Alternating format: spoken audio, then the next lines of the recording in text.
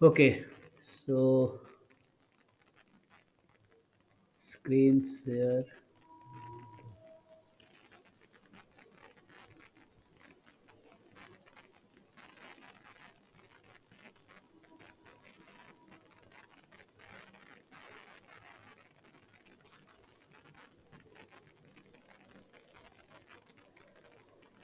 Paper we can see here.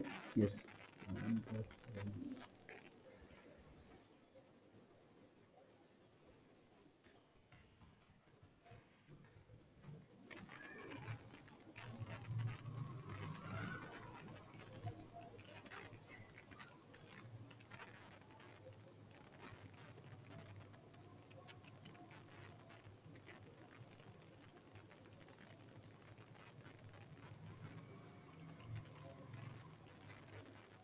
Okay, so in the last class we started with 1 and we have discussed till question number 13. So let us start with.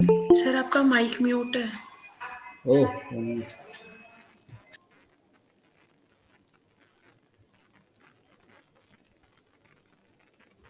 Yeah, thank you. I'm sorry. Uh, so I was saying that we in the last class we discussed till question 13, and now today we'll start with 14. So from 14. So since मतलब बहुत सारे लोगों ने पहले ही try कर लिया है ना, तो ये थोड़ा इजी रहेगा समझने में भी और थोड़ा मुझे भी हेल्प मिलेगी क्योंकि तुम लोगों ने किया है तो क्योंकि मैंने ट्राई नहीं किया है। सो जस्ट ओके, सो 14 से कंटिन्यू करते हैं। 14 है X and Y be independent normal 0 1 random variable and Z जो है mod X upon mod Y है। Then which of the following expectations is finite. Okay, तो एक रिजल्ट है ना कि like X and Y are standard normal then X upon Y is Cauchy. So वो वाला यहाँ भी यूज कर सकते हैं क्या? यस सर, वो कर सकते हैं और फिर यस वो सर। पीछे पढ़े तो वो 2 टाइम्स ऑफ वैसे हो जाएगा, हम्म। F of x. तो इन्होंने बस हमारा नॉर्मल में जो एक्स वाई की पॉसिबल वैल्यूज होती है वो माइनस इन्फिनिटी से प्लस इन्फिनिटी है, तो यहाँ पॉजिटिव हो जाएगी बस। मतलब मॉड एक्स में और जेड की वैल्यू भी यहाँ पे पॉजिटिव रहेगी। Okay, so we can right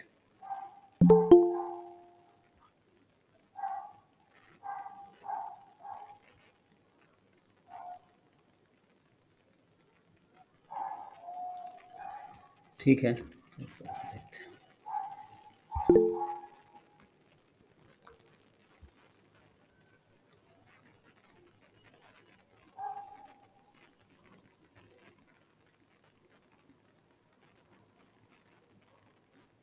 voice not Audible, किसी को भी ऑडिबल नहीं है? सर ऑडिबल है। ऑडिबल है सर। ओके, सो उसको प्रॉब्लम है। चेक करो सत्योदन आपको क्या प्रॉब्लम है, करो दोबारा।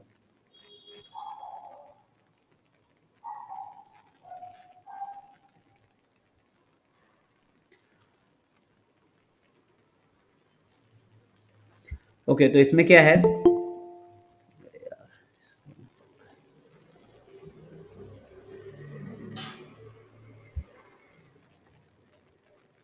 13 हो गया था 14।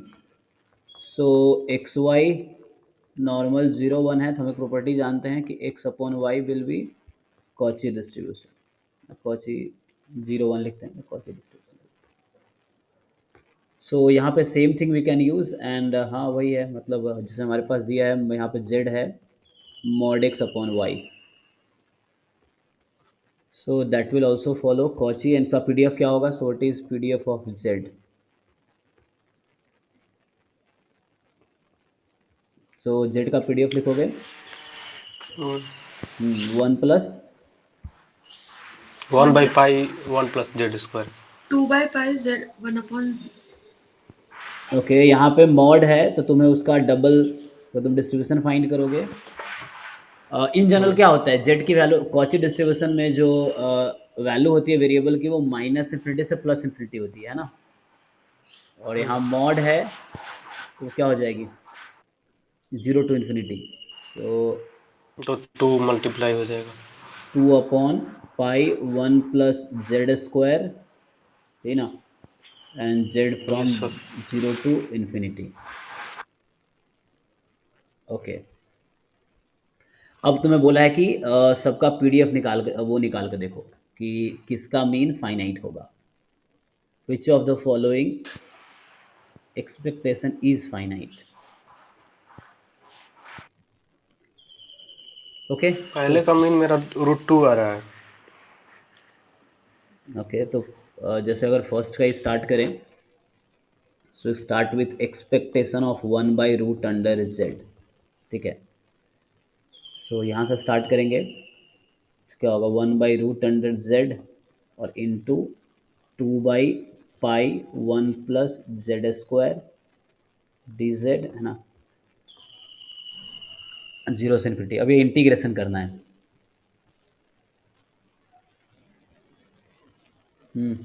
जेड को tan थीटा मान लेंगे. ओके, तो यहाँ 1+tan² sec² थीटा हो जाएगा. ठीक है, तो tan थीटा का डिफरेंशिएशन sec² थीटा हो जाएगा, वो कैंसिल हो जाएगा. ये फेक, तो dz is sec² theta d theta and limit उसके अकॉर्डिंग चेंज हो जाएगी. सो ये एक्सपेक्टेशन अब हो जाएगा. सो 1/ यहाँ रूट टैन ही रहेगा. Okay, root tan yes. Theta and 2/पाई 1+z² is second square theta. Okay, and dz है yes. Second square theta d theta. तो ये कैंसिल हो गया. और थीटा 0 to π/2. जब जब हमारा z 0 है, 0 और इन्फिनिटी है, तो tan 90 इन्फिनिटी. ओके, तो यहाँ से अब आया 2/पाई बाहर है और 1/√tan थीटा, तो वो रूट कॉट हो गया, ऐसा कुछ. नहीं नहीं सर, सर, इसको साइन कॉस में चेंज कर. साइन कॉस में चेंज कर सकते हैं. साइन रेस टू और फिर उसके बाद -1/2 और कॉस बीटा mn के फॉर्म में लिख देंगे. ओके, साइन रेस टू माइन मतलब उसको फॉर्म में लिखोगे. क्या लिखूँ बताओ. Sine sine sin raise to to the power -1/2. And cos raise to power 1/2. और into cos raise to power 1/2. हाँ, ये भी है. Yes sir. Limit 0 to π/2. 0 to π/2. So answer क्या आएगा? So beta 2/π. बीटा 2/π को बाहर कर लीजिए सर. उसके बाद 1/2 बीटा m+1/2 यानी हो जाएगा वहाँ पे 1/4 और 3/4. ओके, तो मतलब बीटा बीटा 3. पे फिट करोगे. ओके, हम्म. तो इन दैट वे. तो आगे क्या फाइन, 1/2 मल्टीप्लाई होगा तो इसका. तुमने इंटीग्रल में ये सब पढ़ा होगा आई थिंक, इंटीग्रल कैलकुलस में. Yes sir. हाँ, तो फाइनल आंसर क्या आएगा? तो इंटीग्रेशन तुम लोग करना, इंटीग्रेशन उसमें पढ़ा होगा, वरना अच्छा ऐसे मुश्किल होता सीधा टाइम का करते. तो फाइनल आंसर क्या आता है? सर मेरा फाइनल आंसर √2 आ रहा है. सर मेरा 1/2 है. ओके, तो इसको करना पड़ेगा फिर तो. sin 45 verify 1/2. करके देखो. ठीक है वो ऐसे सर यहाँ इसको डायरेक्ट हम इसको लिख सकते हैं ना. एक बार और आगे कैलकुलेट कर लेते हैं. अब इसके बाद लिखेंगे 1/2 बीटा 1/4 और 3/4 आ रहा है. ओके, मतलब ये फिर टू बाई बीटा को पाई को गामा छोड़ के का. हाँ. हाँ. यस. बीटा 1/, 4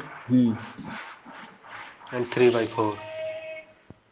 अब बाकी इसको मतलब गामा के फॉर्म में तोड़ेंगे तो ये हो जाएगा गामा 1/4 3/4 और नीचे 1 हो जाएगा तो वो हट जाएगा. और उसके बाद गामा 1/4 जो है, तो अब एक फार्मूला है हम लोग के पास. पहले इसको गामा के फॉर्म में तोड़ लेंगे उसको. लेकिन क्वेश्चन ये है, क्या हमें इसकी ज़रूरत है? हमें तो बस ये डिसाइड करना है कि फाइनाइट होगा इनफाइनाइट होगा. इस क्वेश्चन में इतना टाइम तो लगाने की ज़रूरत फाइनाइट है है, क्या? ये फाइनाइट है. क्योंकि हमें ये एक्चुअली क्या डिसाइड है ना करना सर. था. इसमें 2-3 चीज का फाइनाइट आ रहा है, इसलिए प्रॉब्लम हो गया है. ओह, ऐसा है. हाँ, ये सही इसीलिए पूरा हम कैलकुलेट करके देख रहे थे. Then which are the following expectation is finite. कौन सा फाइनाइट होगा? ओके, देखते हैं.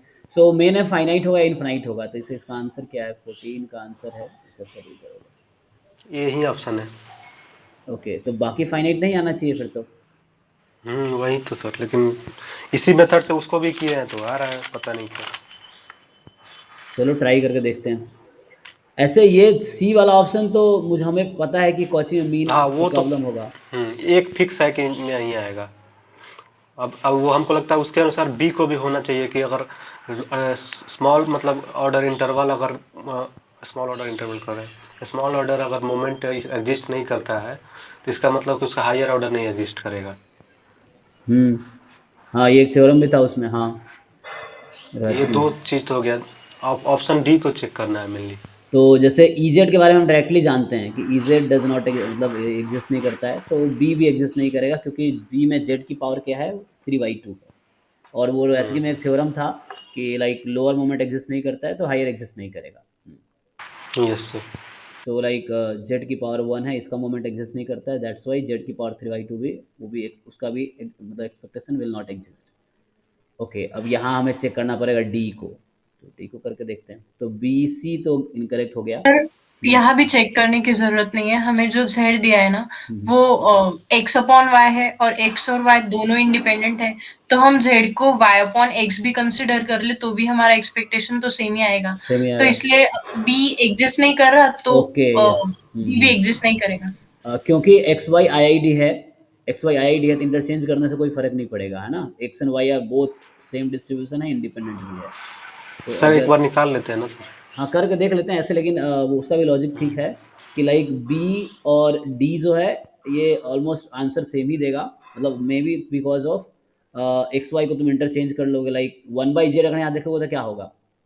मॉड वाई अपॉन एक्स, और उसका डिस्ट्रीब्यूशन भी सेम ही रहेगा क्योंकि एक्स वाई आइडेंटिकली डिस्ट्रीब्यूटेड है।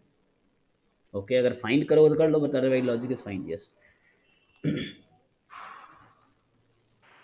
प्रॉब्लम ये है सर कि ना वो थर्ड को छोड़ के बाकी सारा सब एग्जिस्ट हमको मतलब अब पता नहीं हो सकता है मेरा इंटीग्रेशन में प्रॉब्लम हो। वही लेकिन वही। हमको लगता है वो सब एग्जिस्ट ही कर रहा है मेरे अनुसार। ये थोड़ा नहीं तो हमको कुछ इंटीग्रेशन कंफ्यूजन में हो रहा है। प्रॉब्लम होगा, यहाँ भी लोग चेक कर लेना इंटीग्रेशन, मैंने ये लिख दिया, ये तुम बस हमें ये डिसाइड करना था कि ये फाइनाइट होगा या इनफाइनाइट होगा, मेनली ये डिसाइड करना था। मतलब ये डिसाइड नहीं करना कि क्या आएगा, हमें वो इंटरेस्ट नहीं, मेन इंटरेस्ट है कि वो फाइनाइट है या इनफाइनाइट है, तो उसमें देखना है। तो फोर्थ वाला एक बार चेक कर लेते हैं उसके बाद पता चल तो जाएगा धीरे फोर्थ धीरे। तुमने सॉल्व किया तो क्या आया तुम्हारा? मेरा -√2 है। नहीं, फिर तो गड़बड़ है क्योंकि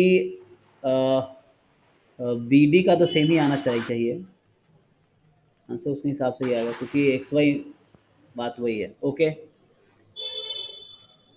सर ये गामा माइनस में डिफाइन होता है। उसका डेफिनेशन देखना पड़ेगा तुम्हें, हो सकता है वो नोटेशन यूज़ किया हो तो। यस। आप एक बार और मतलब इसका जो फाइनल लास्ट में जो सिर्फ बीटा के फॉर्म में जो आया था ना आंसर, हम्म। वो मेरा आया 1/π बीटा -1/4 5/4। ओके, कुछ बुक में डिफाइन करता है बट तुम्हें उसका डेफिनेशन देखना पड़ेगा किस फॉर्म में लिखोगे। लेकिन एक और उसके बाद जैसे अगर उसको सिंपलीफाई कर सकते हैं तो वो जैसे एक होता है फॉर्मूला कि gamma n into gamma 1 - n hmm. Is equal to π/sin πn। Hmm. ठीक है। तो इस पे करने पे ये सीधा -√2 आंसर आ रहा है। नहीं, कुछ प्रॉब्लम होगा, उसके ऊपर दोबारा चेक करना। अब बाकी लोगों ने अगर चारों पार्ट किए हैं तो ठीक है, मतलब मतलब ऐसे मैंने लॉजिकली चारों तुम, सर अटेम्प्ट क्योंकि किया है। एग्जाम में क्या है कि टाइम तुम्हारे पास कम होगा, तो ऐसे लॉजिकली तुम वो डिसाइड कर सकते हो, है ना? तो वो भी ठीक है कि लाइक बी अगर डज नॉट एग्जिस्ट है, सी एग्जिस्ट नहीं करता है पता है मुझे, और बी एग्जिस्ट नहीं करता है बिकॉज ऑफ हायर मोमेंट है सी ऑप्शन के अकॉर्डिंग, एंड डी जो सर है एक बार एक्चुअली। और इसका हाँ, इंटीग्रेशन कर लेते हैं डी वाला, उसके बाद पता चल जाएगा ना कि कहाँ हम तो जैसे मैं चेक किए हैं लेकिन गलत नहीं दिख रहा हमको। अब कहाँ अब करेंगे तो पता चल सकता है। अब लेकिन मैं ही उस, गलती कर रहा हूँ तो मैं पकड़ना थोड़ा मुश्किल है मेरे से। देखो ये तो लेकिन ऑप्शन ए वाला ठीक है, ऑप्शन भी दे रहा है सही है, और बी डी दोनों एग्जिस्ट नहीं करेगा, तो अभी थोड़ा टाइम वेस्ट होगा, तो आप जो सॉल्यूशन किए हो उसको ग्रुप में भेजना, ठीक है? और बाकी लोग वेरीफाई करेंगे, हम भी वेरीफाई करेंगे, क्योंकि अभी ओके सर। काफ़ी टाइम लग जाएगा उसमें। मतलब हो सकता है, मतलब कुछ गलतियाँ तो होंगी पक्का, क्योंकि ऐसा नहीं होगा अगर मान लो आंसर ऐसा होता तो जैम के की में, क्योंकि वो लोग काफ़ी लोग वेरीफाई करते हैं, तो ऐसा होता फिर तो उसमें कहीं ना कहीं हाँ मिस्टेक होगा, तो मिस्टेक हाँ देखना वो है। मैं समझ रहा हूँ कि मेरे में कहीं गलती होगा हाँ हाँ, लेकिन पकड़ में नहीं आ रहा है अभी। पता नहीं चलता है तो उसको ग्रुप में भेजना, देखेंगे बाकी लोग वेरीफाई कर लेंगे और अभी उसके बाद डिस्कस ओके सर। करेंगे। तो ये फाइनाइट होगा, इसको सॉल्व करोगे जो भी आएगा दिस इज फाइनाइट। बाकी जो है लॉजिकली हमने डिसाइड कर लिया कि दैट विल बी फाइनाइट नहीं होगा। सो जी। एक एक्सपेक्टेशन की प्रॉपर्टी है कि E of x exist if E of mod x exist, तो हम इसे उल्टा कह सकते हैं कि ई ऑफ एक्स मतलब ई ऑफ मॉड एक्स एग्जिस्ट नहीं हो रहा तो ई ऑफ एक्स भी एग्जिस्ट नहीं होगा। एक मिनट मैं लिखता हूँ उसको। मतलब ये है, हाँ, मतलब जो डेफिनेशन होती है एक्सपेक्टेशन की, जब तुम पहली बार डेफिनेशन पढ़ते हो तो वो ऐसा लिखता है कि if like mod x time fx of x this is finite, then you define ex as this। तो मैं कॉन्टिन्यूस के लिए लिख रहा हूँ, सेम चीज़ डिस्क्रीट के लिए होल्ड करती है। तो ये डेफिनेशन होता है x into f x of x d x. तो ये फॉर्मूला तब वैलिड है जब ये वाला क्वांटिटी फाइनाइट हो, mod x time f x x.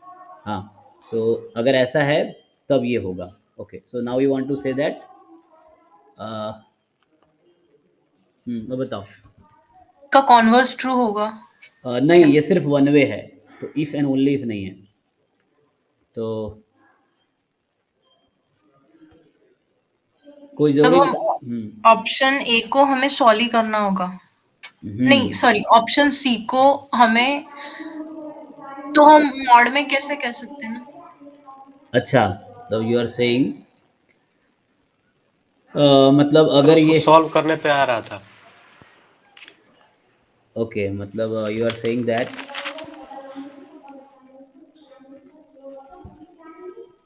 मतलब सी वाला ऑप्शन जो है इजेड में exist, you want to say that. जी सर। ओके, तो चलो ट्राई करके देख लेते हैं वैसा प्रॉब्लम है तो। एक तो डिस्ट्रीब्यूशन का हमने डिराइव नहीं किया है, तो हमने जो कैलकुलेट किया है बच्चों ने वही देखा, उससे मैंने एज्यूम कर लिया है। सो वी कैन फाइंड कर सकते हो मॉड का, ऐसे ट्वाइस हो जाएगा। हाँ, चलो अगर ईजर हम फाइंड करें तो क्या होगा। लेकिन ऐसा है, अगर ये मान लो ऐसा होता है कि if this quantity is infinite then you mean will not exist, ये पक्का है, ठीक है। मतलब then you can not say mean define नहीं कर सकते फिर हम, तो ये नेसेसरी कंडीशन है।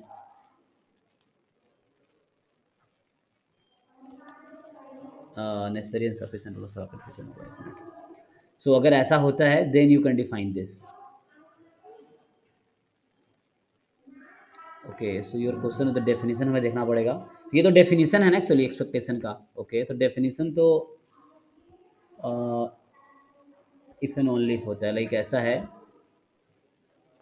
If this quantity is finite then mean is this, and other था, so you have to first check this. Sometimes what happens,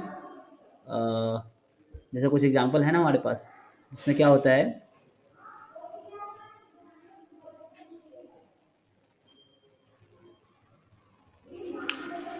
sir expectation of Z exist नहीं कर रहा है, वो मिल गया है। हाँ वो तो ठीक है, जैसे यहाँ पे हम डेफिनेशन देख रहे थे, तो क्या यहाँ इफ एंड तो ओनली इफ है। मतलब हम देख कर ही बता सकते हैं कि ये एग्जिस्ट नहीं करेगा या सॉल्व करना होगा पूरा? नहीं, एग्जाम में तुम्हारे पास तो ऑप्शन देखना है, तुम्हें वो डिसाइड करना है कि यू आर श्योर और नॉट। अगर तुम श्योर नहीं हो तो फिर तुम्हें सॉल्व करना पड़ेगा। हाँ, मतलब ये हमारा डेफिनेशन है कि E of mod z is mod x is finite then only you can say E x is this.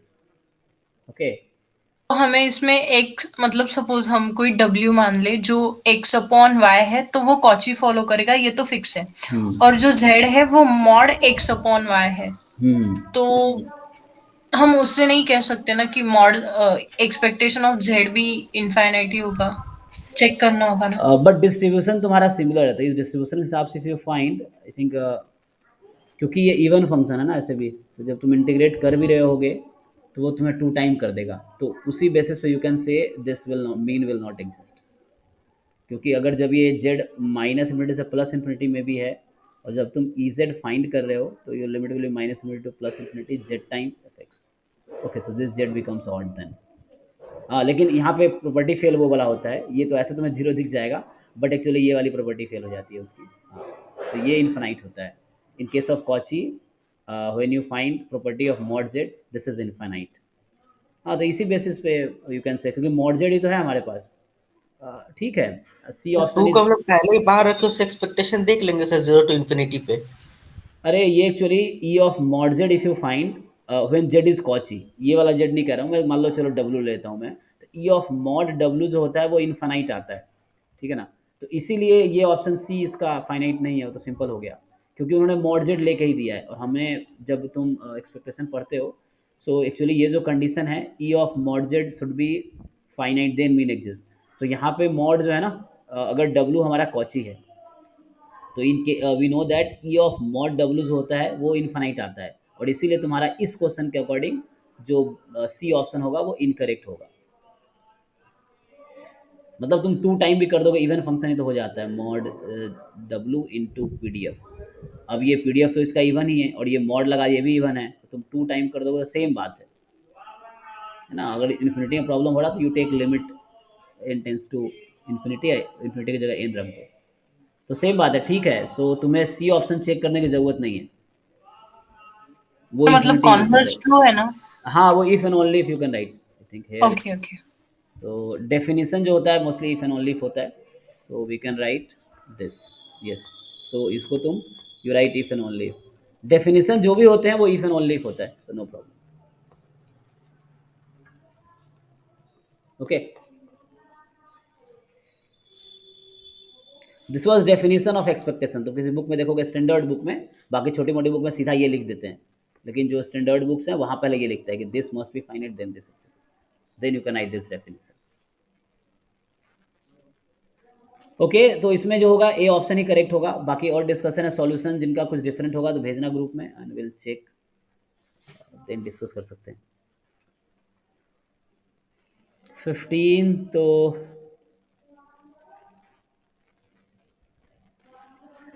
Consider three coins having probability of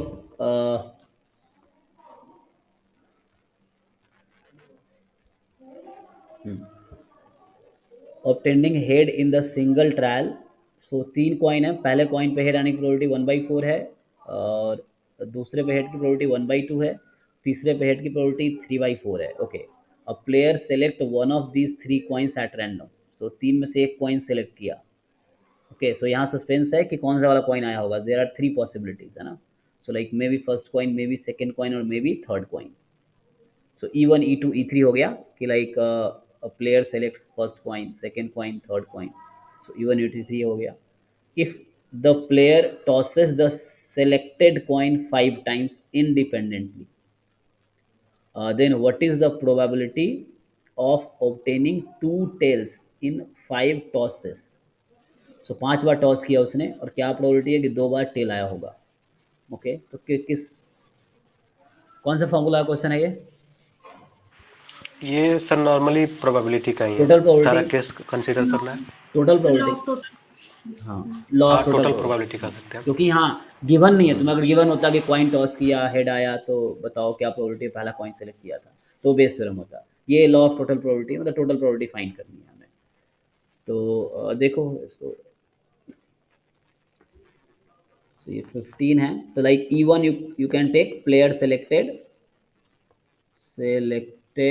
coin 1, ठीक है। ऐसे ही E2 ले लो, प्लेयर सेलेक्टेड क्वाइन 2, E3 ले लो, player selected coin 3, और जिसकी probability पूछी जा रही है उसको ए ले लो। तो ए क्या बोला है, getting two tails, getting two tails in 5 toss, ठीक है। 5 बार टॉस किया, 2 बार टेल आया, तो हमें प्रोबेबिलिटी ऑफ ए निकालनी है। There are three different possibilities, मतलब three partitions.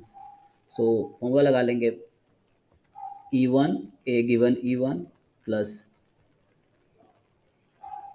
E2 A given E2 plus E3 into A given E3, ये हो गया। अब इसमें पुट कर लेंगे, तो इसने बोला है कि जो कॉइन सेलेक्ट करने के चांसेस हैं, a player select one of the, ठीक है, देखो ये player select one of these three coins randomly, each coin is equally likely to be selected. तो तीन कॉइन में एक कॉइन सेलेक्ट करना है, तो प्रोबेबिलिटी 1/3 है, तो ये तो इजी क्वेश्चन है ना।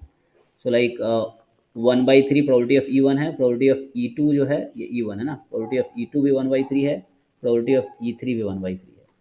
अब ये इसमें दिखना है, ओके, अब ये क्वांटिटी क्या होगा, व्हाट इज दिस क्वांटिटी? तो ए गिवन इवन, ए गिवन इवन का मतलब हुआ गिवन इवन है, मतलब हमने पहला कॉइन सेलेक्ट किया तो क्या चांस है कि 5 टॉस में से 2 टेल आएगा। तो कौन सा डिस्ट्रीब्यूशन लगाओगे? बाइनोमियल। सो 5 टॉस किया, 2 कॉइन 2 टेल चाहिए, तो टेल हेड की प्रोबेबिलिटी सेम ही है, नहीं सॉरी यहाँ थोड़ा केयर करना पड़ेगा, this is not unbiased coin, so coin है ना आर बायस्ड। तो सी, फर्स्ट कॉइन पे हेड की प्रोबेबिलिटी है 1/4 और टेल की होगी 3/4, तो ये ध्यान रखना है। तो यहाँ पे मुझे 2 बार टेल चाहिए, तो पहले टेल की प्रोबेबिलिटी लिखता हूँ, टेल की प्रोबेबिलिटी है 3/4, so we need 2 time tail and head जो आएगा वो 3 टाइम आएगा। ओके, अगेन हेयर इसकी प्रोबेबिलिटी लिख रहा हूँ मैं अब, तो 5C2 सेकेंड कॉइन पे टेल की प्रोबेबिलिटी, तो सेकेंड कॉइन पे हेड की प्रोबेबिलिटी है 1/2, तो टेल की भी होगी 1/2, तो यहाँ आ जाएगी 1/2 की पावर 2 टेल की, और हेड की भी यही रहेगी पावर 3, 3 बार हेड 2 बार tail. Now come to this quantity, so if you select the third coin, what is the chance of getting 2 tails in 5 tosses? So third coin पे हेड की प्रोबेबिलिटी है 3/4, टेल की होगी 1/4, तो टेल की 1/4, सो 1/4 की पावर, अच्छा 5C2 रह गया, 2 सो इनटू में 5C2 टेल है प्रोबेबिलिटी 1/4, तो इसकी पावर 2 और 3/4 हेड है इसकी पावर 3। अब इसको 3 सिंप्लीफाई करना आपको, करके देखो। आ रहा है सर 85/3 84 85/, 384। ओके, अब ये बाकी लोग देख लो, मतलब बस ये था तुम्हें ये जानना है कि टोटल प्रोबेबिलिटी क्या है, दे आर डिफरेंट पार्टीशंस, तो इसीलिए टोटल प्रोबेबिलिटी हुआ, क्योंकि क्या चांस है कि पहला कॉइन सेलेक्ट होगा, अगर पहला कॉइन सेलेक्ट हुआ तो क्या चांस है कि 2 टेल आएंगे 5 हेड में से, और प्लस मीन्स ओ आर, और है ना, क्या चांस है सेकेंड कॉइन सेलेक्ट करेंगे, एंड अगर सेकेंड कॉइन सेलेक्ट किए तो क्या चांस है कि 2 टेल्स आएंगे आउट ऑफ 5 टॉसेस, और if we select the third coin, then what is the chance of getting 2 tails out of 5 tosses? So this is fine, तो ये कर लेंगे सब लोग।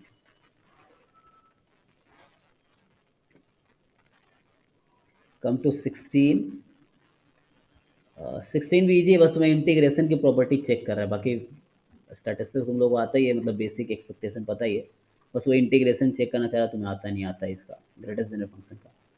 सो X with a random variable having PDF this, ना ये exponential 1 है, एंड y जो है ग्रेटेस्ट इंटीजर फंक्शन है, लार्जेस्ट इंटीजर लेस देन और इक्वल टू एक्स, है ना, तो less than equal to X, so मतलब ग्रेटेस्ट इंटीजर फंक्शन है, या इसी को फ्लोर फंक्शन ही बोलते हैं। So then E of y square is equal to, तो अगर तुम डेफिनेशन यूज करोगे तो क्या होगा, मतलब हम्म सब फुली डेफिनेशन में हो जाएगा, बस थोड़ा लास्ट में जो सम मतलब कुछ टर्म आ रहा है ना, उसको सम करने के लिए AGP सीरीज का यूज करना पड़ेगा। ओह ऐसा है, ओके लेट मी सी, तो बाकी सारा हो जाएगा। जैसे अगर हम देखें 16 है ये,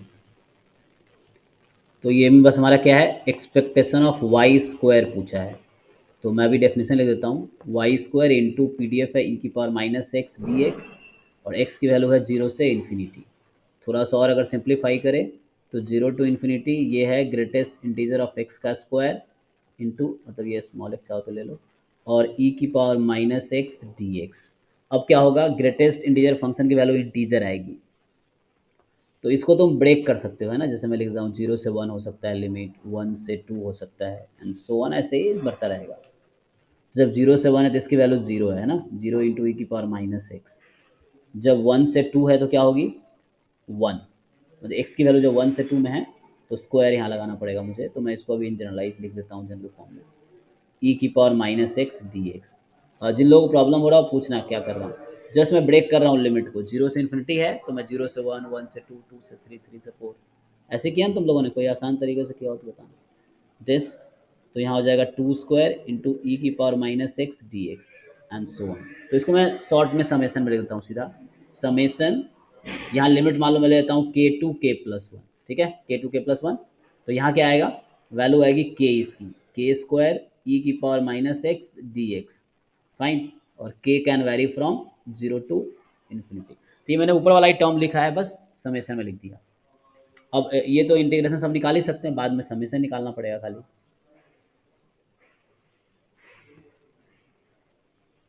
ठीक है नोटेशन। तो यहाँ से summation k from 0 to infinity, ये हो गया k²। अब e⁻x का इंटीग्रेशन e⁻x अपॉन -1, लिमिट है k2k+1। ओके, तो इसको थोड़ा और सिंप्लीफाई कर लेते हैं। Summation k from 0 to infinity k² upper limit minus lower limit, तो ये माइनस पहले से एक है, ये हो जाएगा e⁻k माइनस ऑफ k+1, ऐसा कुछ आएगा। यस सर, लास्ट में ओपन करना ही होगा तो ओके, दिखेगा। अब इसमें हमें क्या करना है, k की वैल्यूज पुट करनी है ना, यस सर, या क्या यूज़ करोगे, एक्सपेंशन या क्या। अब ये समेशन वहीं निकालना पहले है। के की वैल्यू यूज करेंगे तो वो एक सीरीज आएगी, उसको फिर सम करना है।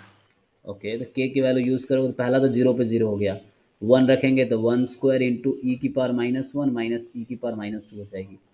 फिर यही तो बात तो वही है, they how to find the sum. Yes sir, sir वो क्या करेंगे ना कि e⁻², देखिए एक फर्स्ट टर्म में भी आ रहा है, एक सेकंड टर्म में भी आ रहा है, तो सबको मतलब एक जगह कर लेंगे, फिर एक सीरीज दिखेगा AGP। k बराबर 0 to इन्फिनिटी, एक मिनट, ये k² है, e⁻k, चलो मैंने कॉमन ले लिया इन दोनों में से, तो यहाँ 1 हो जाएगा, यहाँ पर हो जाएगा yes sir, e⁻1। Is it. Yes sir,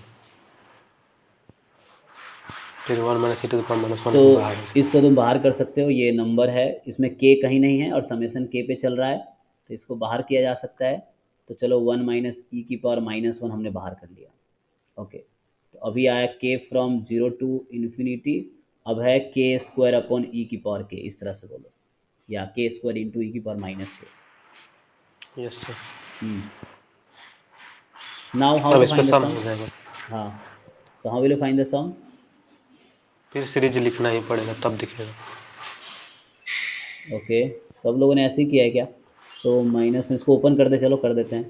तो पहला 1 से स्टार्ट करते हैं, जैसे 1 सर अपॉन ई, हाँ 2 अपॉन ई। मैंने जो किया था ना सर, तो सीरीज आया था जो, उसके बाद उसको मैंने s मान लिया, मुझे लगा कि e⁻1 की ज़रूरत है मल्टीप्लाई करने में, फिर मैंने मल्टीप्लाई करके उसको माइनस कर दिया, s माइनस e⁻1s करने के बाद ये 1 माइनस e⁻1 बाहर हो गया, उसके बाद जो सम आया वो सिंपल ही हो गया। इसको क्या से सर सॉल्व यहाँ करें। सर यहाँ पे एक चीज पूछ रहे हैं, जैसे सर यहाँ है ना k इक्वल टू 0 से इन्फिनिटी e⁻k अपन k², तो सर इसको पॉइसन डिस्ट्रीब्यूशन में सेट कर सकते हैं, बस पूछ रहे हैं सर, पॉसिबल है क्या। ट्राई करके देखो, कर सकते हैं। e⁻ तो minus lambda lambda two the power x factorial okay, 0 से वेरी गुड। इन्फिनिटी। हाँ, तो ये आसान हो जाएगा शायद फिर से। हाँ सर, सो 1 पॉइसन माइनस दिखता है। e⁻1 summation k from 0 to infinity. चलो तो इसको ऐसे ही रखो जैसे पहले था, e⁻k इंटू k²। ओके, तो चलो e⁻ है ना, यस सर, लैम्डा की के इसको पावर। अब टू फैक्टोरियल्स दोनों तरफ बैलेंस कर देंगे सर। लेकिन प्रॉब्लम यहाँ ये है, वहाँ पे हमारा वैरी क्या करता है पॉइजन में। सर 0 से इन्फिनिटी। नहीं, एक्स वैरी करता है ना, लैम्डा वैरी नहीं करता है, यहाँ लैम्डा वैरी कर रहा है।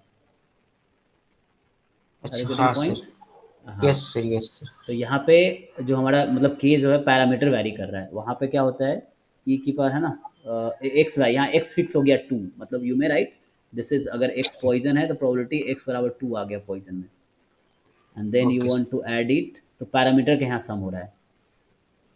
तो फिर से नहीं सेट कर सकते ना इसको। प्रॉब्लम होगा। यस, बाकी लोगों ने क्या किया है। सर अब इसमें क्या करना है ना सर, हम्म कि मैंने तो जो किया वो मतलब जो सीरीज निकाला ना, तो सब अलग अलग आया, e⁻1 plus 3 e⁻2 plus 5 e⁻3 plus 7 e⁻4, ऐसे करके आया सीरीज, तो वहाँ पे मतलब ब्रेक करने के बाद। तो यहाँ मैंने मतलब इंटीग्रेशन ठीक किया ना मैंने, क्योंकि हमने इंटीजर में कन्वर्ट कर हाँ दिया। वो सब सही है सर, यहाँ से भी हो सकता है हमको लगता है, समेशन जो k square by e to the power k है ना, इसको ब्रेक करेंगे तो हो सकता है ये भी आ जाएगा अच्छा यहाँ से। सर नहीं सर यहाँ तक तो कर लिए सर, ऑप्शन से नहीं चेक कर सकते हैं सर, जैसे पुट करके यही वाला चीज अगर आ गया तो। जैसे सर मान लीजिए अगर लेंदी हो रहा है तो हम लोग के पास 4 ऑप्शन है, तो उसमें कुछ पुट करके नहीं चेक कर सकते हैं, जो ऑप्शन नहीं नहीं, ऑप्शन क्या है? इसको वेरीफाई करेगा वो सही हो ये जाएगा। कोई फिक्स वैल्यू नहीं है, 0 टू इन्फिनिटी वैरी कर रहा है, तो कैसे चेक करोगे? ओके, देखते हैं तो इसको कैसे सम फाइंड कर सकते हैं। हाँ सर बाकी इसको एक्सपेंड सर एक्सपेंड कर दीजिए, वही सही है, इजी लग रहा है वहां से। हाँ ये एक्सपैंड कॉमन कर निकालने के बजाय ना वही से उसे समेशन पुट कर दीजिए सबको, तो एक सीरीज बनेगी तो आ जाएगा। ओके तो हाँ मतलब कॉमन ना निकाले अगर हम पुट भी कर दे तो क्या आप एक्चुअली ये के स्क्वायर को कैसे मैनेज करोगे? प्रॉब्लम इज दिस, ये तो तुम हो जाता इजीली। वही फिर वो अरिथमेटिक सर वो ज्योमेट्रिक सीरीज बन जाएगी। हाँ अरेंजमेंट करने पे सिंपल सी। जैसे वो क्या हो रहा है ना कि के स्क्वायर हट के वो एक एक माइनस हो रहा है सब में से, जैसे अच्छा, 4 है तो 3 हो जा रहा है, और 6 है तो 5 हो जा रहा है, ऐसे करके मतलब सारा ऐसे मतलब एक कम होते रिजल्ट जा रहा भी है है एक ऐसा एक। कुछ, अगर तुम लोगों को डायरेक्टली याद हो तो के स्क्वायर टाइम ई की पावर माइनस के, ये कोई फॉर्मूला भी होता है। अगर ये फॉर्मूला है then you will easily find. So what is this formula, ये तुम्हें डिराइव करना है, मतलब ये एक्चुअली रिजल्ट भी है एक। So if you remember this formula then things will be easy. So what is sum of this, अब यही हमें प्रूव करना है इसका कि what is sum of this. तो यही तुम लोग उसको एजीपी में कन्वर्ट कर रहे हो। ओके अच्छा चलो मैं इसको ओपन कर देता हूँ फिर क्या होगा। So let me open it.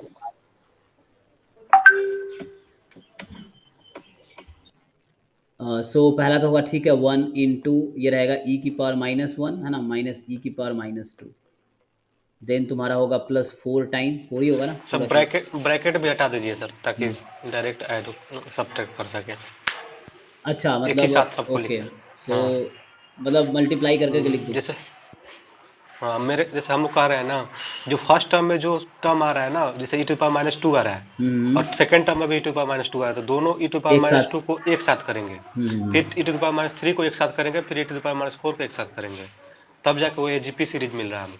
समझ गए, ई की पावर -1 तुम लोग जो किए हो दिस, प्लस अगला होगा 4 टाइम, तो 4 ई की पावर -2 टू -4 ई की पावर -3, फिर अगला होगा -5 9 ई हाँ की 3 पावर -3 -9 ई की पावर -4, फिर होगा 16 हम्म ई की पावर -4 -16 ई की पावर -5, ऐसे चलता रहेगा ठीक है। Yes sir plus yes twenty yes five E की पावर -5 -25 ई की पावर -6 एंड सो ऑन। ओके तो इसको तुमने फिर वो एक साथ जो सिमिलर टर्म्स है उसको एक साथ ले लिए। हाँ सो ई की पावर यस -1 प्लस 3 ई की पावर -2 प्लस 5 ई की पावर -3 प्लस 7 ई की पावर -4, ठीक है ना, फिर 9 ई की पावर +9 -5 प्लस 11 ई की पावर -6, ऐसे चल रहा है ना। 6 ओके अब ये ए जी पी आ हम्म गया।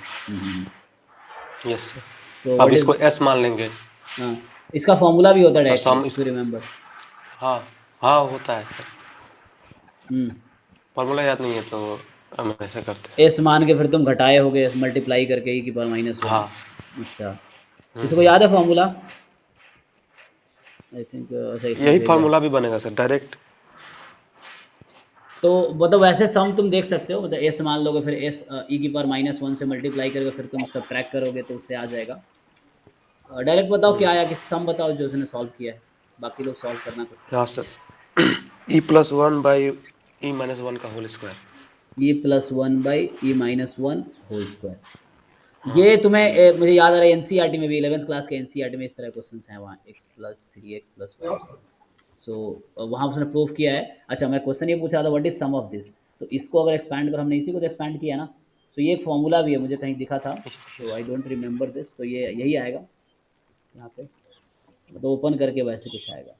तो के से फ्री है तो अच्छा यही तो आ रहा है कि तुम्हारा जस्ट ये ब्रेक हो जाएगा ना, जो तुम्हारा टर्म था वो जो हमने कॉमन लिया था 1 - ई की पावर -1 तो उसके हिसाब से मतलब तुम फॉर्मूला बना सकते हो, तो if you need you can remember, ठीक है ना। तो इस फॉर्मूला निकाल के तुम याद रख सकते हो। ऐसे समेशन k इंटू ए की पावर माइनस के क्या आएगा वो भी याद रख सकते हो, डायरेक्टली एजीपी है वो। ओके, तो ये मतलब मेन पार्ट था कि इसको एक्सपैंड कैसे करना है। तो एक तो ये तरीका है, अदरवाइज यू रिमेंबर फॉर्मूला, ठीक है। नहीं तो ये आ गया। और एजीपी का डायरेक्ट फॉर्मूला होता है, मुझे कुछ ऐसा याद आ रहा है, ए प्लस बी एंड समथिंग होता है, स्टैंडर्ड फॉर्म है, एक रिजल्ट आता है ना, ए प्लस ए और ये होता है आर, ठीक है ना। ये तो जीपी हो गया, A plus D into R, है ना, A plus two D into R square, फिर A plus three D into R cube, ठीक है ना। सो इस तरह चलता है, लास्ट में A plus N minus one into D और आर की power N minus one. So ये ए जी पी सम इसको बोलते हैं ना। सो इसका तुम फॉर्मूला देख लेना क्या है, ए जी पी सीरीज है, तो इसको यहाँ यूज़ किया गया है, ठीक है। इसमें डायरेक्टली फॉर्मूला होता है इसका, अभी मुझे याद नहीं है, तो मैं अगर चेक करूँगा तो आ जाएगा। ये सब जेयू में पढ़ाता था तो मुझे याद नहीं रहता है मोस्टली, तो मैं देख के यूज़ करता हूँ उस टाइम, तो ये सब जेयू में आता है।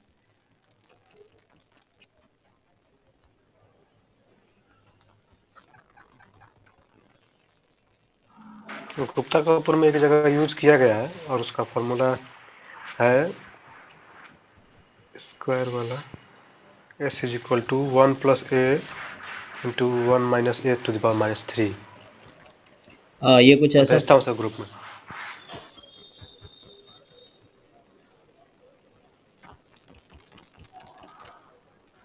मतलब किसी बुक, स्टैंडर्ड बुक में मिल जाएगा इसका वो मतलब फॉर्मूला। सो लाइक ये कुछ ऐसा है, A upon one minus R plus या माइनस, मैं लिख देता हूँ, ये यूज़ कर लेना, minus A plus N minus one D R की power N upon one minus R, and next step plus D R into one minus R की पावर एन माइनस वन। तो ये थोड़ा याद रखना डिफिकल्ट टास्क होगा, नहीं तो ऐसे डिराइव कर बात लेना तो फिर। वही सर जो जैसे सर याद, जो भेजे देखिए उससे काम हो सकता है क्या ग्रुप में?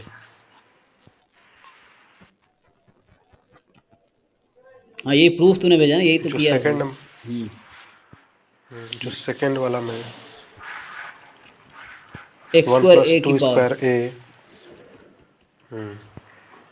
हाँ तो इसको यूज़ कर सकते थे। और यहाँ पे क्या है, के स्क्वायर और हमारा था ई की पावर माइनस के, तो ए की पावर तो माइनस वन सर बाहर कर उसमें क्या सकते हैं। करेंगे ना, हाँ एक बाहर करके फिर फिट उसके कर लो, फॉर्म में आ जाएगा तो कर सकते हैं। फिट कर लो, अगर याद है तो इस पर फिट कर लो, ठीक है। तो वही थोड़ा डिपेंड करता है तुम्हें कितनी चीज़ें याद किया, तुम डिराइव करोगे वो तुम पे डिपेंड करेगा। ओके एनीवे, सो ये मतलब मेन प्रॉब्लम क्या था कि एक्सपेक्टेशन की प्रॉपर्टी यूज़ करनी है, उसके बाद मेन था कि how to solve this series. So एक तो ओपन करके ये किया हमने, तो ओपन किया तो तुम्हारा ये एजीपी सीरीज बन गया। अब इसका सम तुम कैसे फाइंड करोगे, तुम देखो कौन सा इजी वे लगता है, तुम अभी जैसे क्लास के बाद देख लेना, what is AGP series, formula याद रखना, फॉर्मूला याद रखो। या दूसरा तरीका इसका ड्राइव करने का है जो बता रहा था मैं, उसका भी हिंट देता हूँ। उसमें क्या होता है, जैसे एस, जैसे वो बता रहा था कि ऐसा है, लाइक मैं ऐसे लिख देता हूँ, ई की पावर माइनस वन है, थ्री की पावर माइनस टू, इस तरह से है। तो ऐसा समझ लो, ऐसा है X plus three X plus five X square ना, plus seven X cube and so on. ऐसे तुम एस टाइम एक्स कर लो, जो कि ग्रुप में भेजा है अभी उसने, प्रूफ भी वैसे ही किया गया है, तो सेम चीज़ है, ये एस उसने किया है ना। सो वही चीज़ है, ग्रुप में है, देख लो यही चीज़ यस भेजा सर। है, तो इसको प्रूफ में वही कह रहा था। सो इस तरह से भी प्रूफ कर सकते हो, अदरवाइज डायरेक्टली याद रख लो, जैसा भी तुम्हें बेटर लगे। तो फाइनली आंसर इसका है ना, कौन सा आंसर आया 16 का, बी।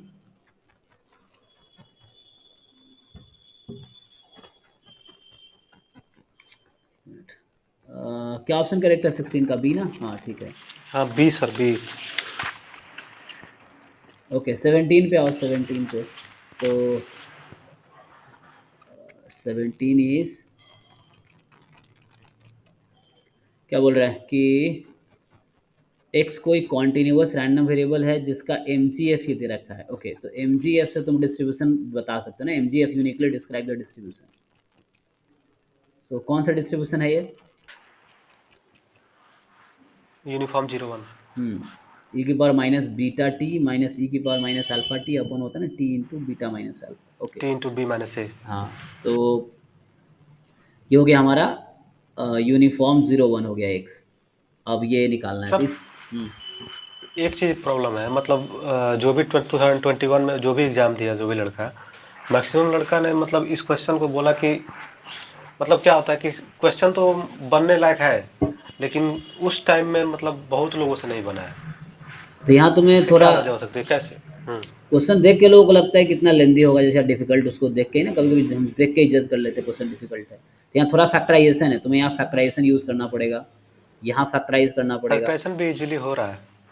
तो बस मुश्किल क्या है, मतलब वो मैंने अब एम जी एफ जिसको डायरेक्टली याद है तो वो इजीली कर लेगा, वरना फिर तो एम जी एफ से तो मुश्किल। यूनिफॉर्म का एमजीएफ है। हाँ, तो वो तो क्लिक करने की बात है। एम जी एफ देख के तुम्हें पता चल गया डिस्ट्रीब्यूशन यूनिफॉर्म 01 है।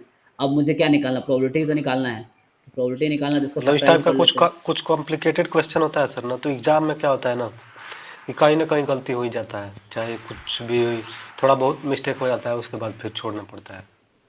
ओके, देखते हैं सारी करके, बात दिक्कत वैसे है। सबने तो किया ही है, तुम लोगों ने ऑलमोस्ट सबने, है ना, हाँ, हो गया है सर। तो सबने कर लिया है, फिर देखो करते हैं जिन लोगों ने नहीं किया या जो लोग नेक्स्ट ईयर के लिए हैं। एग्जाम के बाहर सब हो जाता है सर, क्वेश्चन बहुत सारा, एग्जाम के अंदर प्रॉब्लम हो जाता है। हाँ, तो एग्जाम के बाहर अगर बार बार प्रैक्टिस करोगे तो एग्जाम के अंदर क्या प्रॉब्लम होगा, थोड़ा वहाँ टाइम की प्रॉब्लम होती है क्योंकि टाइम लिमिट होता है, तुम सारे क्वेश्चन टाइम लिमिट में नहीं कर सकते, एक क्वेश्चन को तुम 20 मिनट नहीं लगा सकते। 4 5 3 4 मिनट में हो रहा है करो, वरना आगे बढ़ो। जब सारे क्वेश्चन हो जाए फिर उस क्वेश्चन पे आओ जो तुम्हें छोड़ा है। जो कम टाइम ले रहा है पहले उसको करो, फिर बाद में जब टाइम बचता है तो उस क्वेश्चन पे आओ जो तुम्हें लग रहा है ज़्यादा टाइम लेगा। ओके, तो अल्फा इज दिस। लेकिन ये भी है, छोड़ना तब है जब तुम्हें आता हो ना, वरना अगर कोई क्वेश्चन आता ही नहीं फिर तो क्या, कुछ वो नहीं है। तो मैंने तुम्हें सारे क्वेश्चन आते हो, फिर तुम डिसाइड करो कौन कम टाइम में होगा, कौन सा क्वेश्चन ज़्यादा टाइम में होगा, अदरवाइज जो आता है वही करो। सो 48x² है माइनस 40x है प्लस 3 है।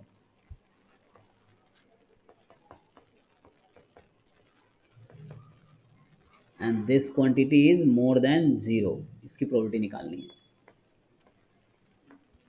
So probability, how to factorize it, क्या होगा factorization? 12x minus 1 into 4x minus 3। सो मतलब 48 इंटू 3 जा, फिर उसको ब्रेक करो, सम 12 ये आ जाए तो दोबारा बताओ। 12x minus 1 into 4x minus 3। अब किसी को इसमें अगर डाउट हो कैसे फैक्टराइज, तो वो भी हम कर सकते हैं, तुम लोगों ने पढ़ा होगा मेथड, है ना, ax² plus B x plus C है, कैसे फैक्टराइज करते हैं, a इंटू सी करते हैं, फिर उसको फैक्टराइज करते हैं ताकि सम b आ जाए, है ना, मिडल टर्म स्प्लिटिंग मेथड। तो मिडल टर्म स्प्लिट करके कर सकते हो उसको। सो यहाँ से क्या होगा, प्रोडक्ट मोर देन 0 है, तब तुम्हें डिसाइड करना पड़ेगा x की वैल्यू, है ना। तो मैं तो ऐसे करता हूँ। सो इसका टर्निंग पॉइंट क्या है, ये 0 कब होगा, 1/12 पे, और इसकी वैल्यू 3/12 3/4 3/4। पे, तो 3/4 है ना, तो ये हो गया मतलब 9/12। ओके, तो अब क्या करना है, इधर x की वैल्यू क्या हो सकती है, 0 to 1, क्योंकि यूनिफॉर्म है इसीलिए, जो x है वो यूनिफॉर्म 0 1 है, तो x की वैल्यू 0 से 1 में होगी। तो अब देख लो, कोई पॉइंट ले लो कोई भी, है ना, एनी नंबर यू टेक, और पुट करके चेक कर लो।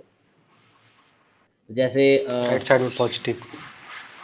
है ना, अब ये 3/4 क्या होता है, 0.75, तो उससे कोई नंबर, इसके बीच का ये कोई नंबर लो, पुट करके देख लो। अच्छा, ऐसे भी तुम्हें पता होगा दोनों पॉजिटिव है, सो ये यहाँ से पॉजिटिव होता है, फिर नेगेटिव, फिर पॉजिटिव, क्योंकि पावर 1 1 है, ऑड है, तुमने पढ़ा होगा ये वेवी कर्व मेथड होता है। तो first one is yes sir. Positive negative positive. तो यहाँ से क्या आएगा, तो हमें क्या चाहिए, पॉजिटिव। तो यहाँ से ये पता चला कि x विल टेक वैल्यू, और इसको मैंने 0 पुट किया तो मुझे x मिला 1/12, वो यहाँ पे है, इसको मैंने 0 पुट किया, उससे मुझे मिला x की वैल्यू 3/4। तो x की वैल्यू हो सकती है 0 से 1/12 में, एंड प्रोबेबिलिटी होगी दूसरी x की 3/4 से 1 में। ओके, अब इसको सॉल्व कर लो, क्या सर होता है। सर जैसे सर ये तो जैसे कंटिन्यूअस हो तो ठीक है सर, मान लीजिए अगर डिस्क्रीट होता तो इस केस में, और सर हमको 3/4 पे भी हमको वैल्यू चाहिए होता, तो उस केस में हम एक्स्ट्रा में plus x equal to 3/4 value consider करते, मतलब दिस ये ये दोनों टर्म लिखने के बाद फिर +3/4 करते हैं ऐसा, प्रोबेबिलिटी x इक्वल टू 3/4, या फिर कैसे करते नहीं, हैं? अगर डिस्क्रीट होता x की वैल्यू मान लो 1 2 3 4 है, इस तरह से कुछ होता तो फिर हम वही वैल्यू कंसिडर करते। अच्छा 3/4 पॉसिबल वैल्यूज होती तो फिर हम सोचते उसके बारे में, क्योंकि इस पे 0 हो जाएगा। Okay sir. नहीं, कुछ-कुछ केस में क्या होता है सर कि जो पीएमएफ होता है ना, वो ऐसे भी डिफाइन होता है कि 3/4 पे भी पार्टिकुलर वैल्यू होगा कुछ, 1/12 पे भी कुछ होगा, तो जहाँ-जहाँ वो मतलब दिया क्रिटिकल होगा, पॉइंट है, हाँ, अगर वैसा है तो हाँ, वहाँ दिया रहता है। वो तो उस तरह क्वेश्चंस होंगे तो दिख जाएगा। तो अभी इसका प्रोबेबिलिटी निकाल लो, अब क्या होता है, what is probability of 1 this 1/12। Final answer 1/3 आ रहा है। इसका क्या आएगा, how to solve this. So integral 1/12 zero to sir plus one by हमने 12। 1/12 और 3/4 का इंटरवल क्यों नहीं लिया? हाँ ओके। सो 1/12 और 3/4 में क्या है साइन यहाँ पे, माइनस, मतलब क्या हुआ कि हम कोई भी नंबर 1/12 और 3/4 के बीच का x चूज करेंगे और इस वाले में पुट करेंगे इस इनइक्वालिटी में, तो ये सेटिस्फाई नहीं कर रही है। ग्रेटर देन 0 होना ठीक है, चाहिए। हमें क्या ओके। मिलना चाहिए, हमें वो x सेलेक्ट करना है जिसके लिए इसका प्रोडक्ट जो है पॉजिटिव आ जाए। तो x जब 0 से 1/12 में है या x की वैल्यू 3/4 से 1 में है, उस केस में ये प्रोडक्ट जो होगा 0 से ज़्यादा होगा। और इस बीच में 1/12 से 3/4 के बीच में प्रोडक्ट की वैल्यू नेगेटिव आ जाएगी, जो कि हमें नहीं चाहिए, हमें प्रोबेबिलिटी सिर्फ पॉजिटिव वाले का चाहिए। इसलिए हमने इसको सेलेक्ट किया और इसको सेलेक्ट किया, क्योंकि पॉजिटिव है इस केस में। तो अब इसको प्रोबेबिलिटी निकाल लेते हैं, हमें पता है इसका पीडीएफ क्या होता है 1। तो उससे 1 को इंटीग्रेट करेंगे x, तो इसका 1/12 आ जाएगा, इसका 1 माइनस 1/12 3/4 1/4 आ जाएगा। तो ये फाइनली कितना 4/12 आ जाएगा, तो 1/3, तो 1/3 आ गया, थीटा अल्फा आ गया। ऐसी बीटा है, तो बीटा जो है probability ln x whole square plus 2 ln x minus 3 positive. तो probability ln x whole square plus 2 ln x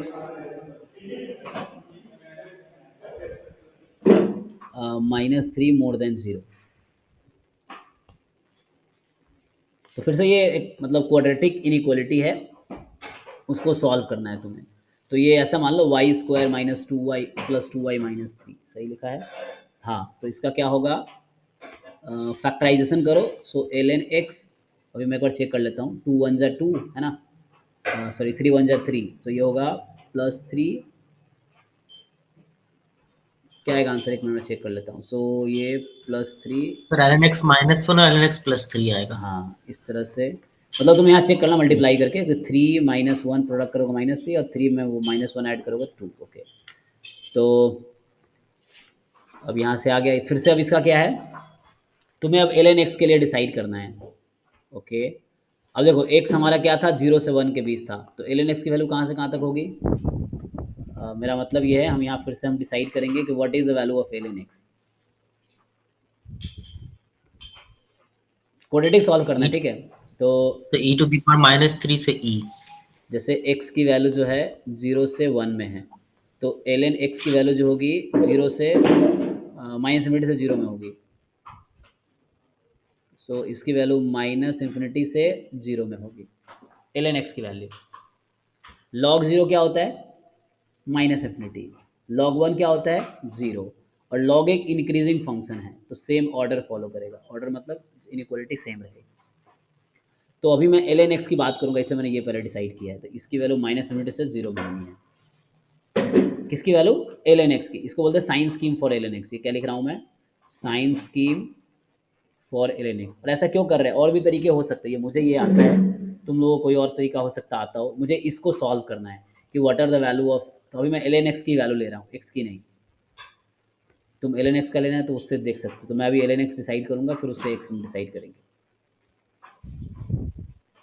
कैसे किया, तुम डायरेक्टली x फाइंड किया क्या तुम लोगों ने, तो डायरेक्टली x भी कर सकते हैं 0 से 1 में। यस सर, डायरेक्टली किए। तो जैसे अगर x से करना है तो x फिर मुझे पता है, देखो एक तो ये तरीका है, ये ln x वाला है। दूसरा तरीका है कि मैं x डिसाइड करूँ, तो अभी ln x करके देखते हैं। जो तो इसको 0 पुट करेंगे तो क्या होगा, ln x की वैल्यू 1 आएगी और एक आएगी -3। ओके, तो बस 1 तो हमें कंसिडर करना नहीं है, ये -3 हो जाएगा। Okay let me check, -3। और कोई वैल्यू लेके देखो। तो अगर ये नंबर कोई भी नंबर तुम 0 और -3 के बीच का लेके देखो, ln x सर का। e⁻³ होगा ना? नहीं, मैं ln x का साइन स्कीम लिख रहा हूँ, ln x की वैल्यू क्या अच्छा, होगी, मैं x की नहीं लिख रहा हूँ। ओके, सो मैं अभी ln x के बारे में सोच रहा हूँ। मैं वो भी करूँगा अभी, इसको मिटा के दूसरा जो तुम लोगों ने किया है। तो ये भी एक तरीका देख लो, जो तरीके मैं बता देता हूँ, जो मुझे आता है। सो यहाँ से मैं बोल रहा हूँ ln x की वैल्यू अगर -3 और 0 के बीच है, सपोज -2 है, तो -2 रख के देखो, -2 -1 -3 -2 +3 तो 1, तो नेगेटिव आएगा। तो इधर नेगेटिव आएगा और इधर पॉजिटिव आएगा। चेक करो सही लिख रहा हूँ क्या? -2 मैंने सेलेक्ट किया, अगर मतलब ln x की वैल्यू बोल रहा हूँ। अच्छा चलो, कोई इधर का नंबर उठा के देखते हैं। हाँ सर, सही है ये। -4 -5 -6, चलो -10 रख के देख लेते हैं। -10 + 3 तो -7 और -10 -1 तो minus minus plus positive, yes. So ये ln x के लिए साइंस की बताया मैंने। तो मैं इसको अगर अब आगे लिखूंगा इसी प्रोसेस को, तो होगा प्रोबेबिलिटी, ये इनइक्वालिटी तब ट्रू होगी जब ln x की वैल्यू लेस दैन -3 है और मोर देन -∞ है। तो वो लिखने की ज़रूरत नहीं है, चाहो तो लिख भी सकते हो, इसे लिखने की ज़रूरत नहीं है। तो इस तरीके से है कि ये वाली इनइक्वालिटी जो है ये इक्विवेलेंट है इस वाले के। मैंने ln x के बारे में सोचा है। ln x को तुम रीनेम कर सकते हो, y मान लो, इस तरीके से, तो उससे भी कर सकते हो। अब यहाँ से क्या आएगा, मुझे प्रोबेबिलिटी चाहिए x का, तो लॉग इंक्रीजिंग फंक्शन है, तो सर डायरेक्ट हाँ। थोड़ा एक बार स्क्रीन ऊपर दिखाइए तो।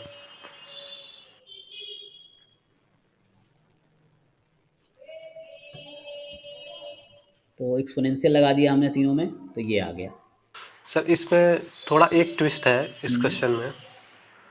जैसे माइनस लॉग एक्स जो होता है वो फॉलो करता है एक्सपोनेंशियल, हाँ, ठीक है। तो अच्छा, उसका यूज करेंगे हम डायरेक्ट। उससे भी कर सकते तो हैं। यहाँ पे जो हम्म, हाँ जो +2 है ना, उसको माइनस में लगाना होगा। जैसे minus -2 into minus ln x, और इसका स्क्वायर है तो कोई फर्क नहीं पड़ेगा ln x में, फर्स्ट वाला टर्म में।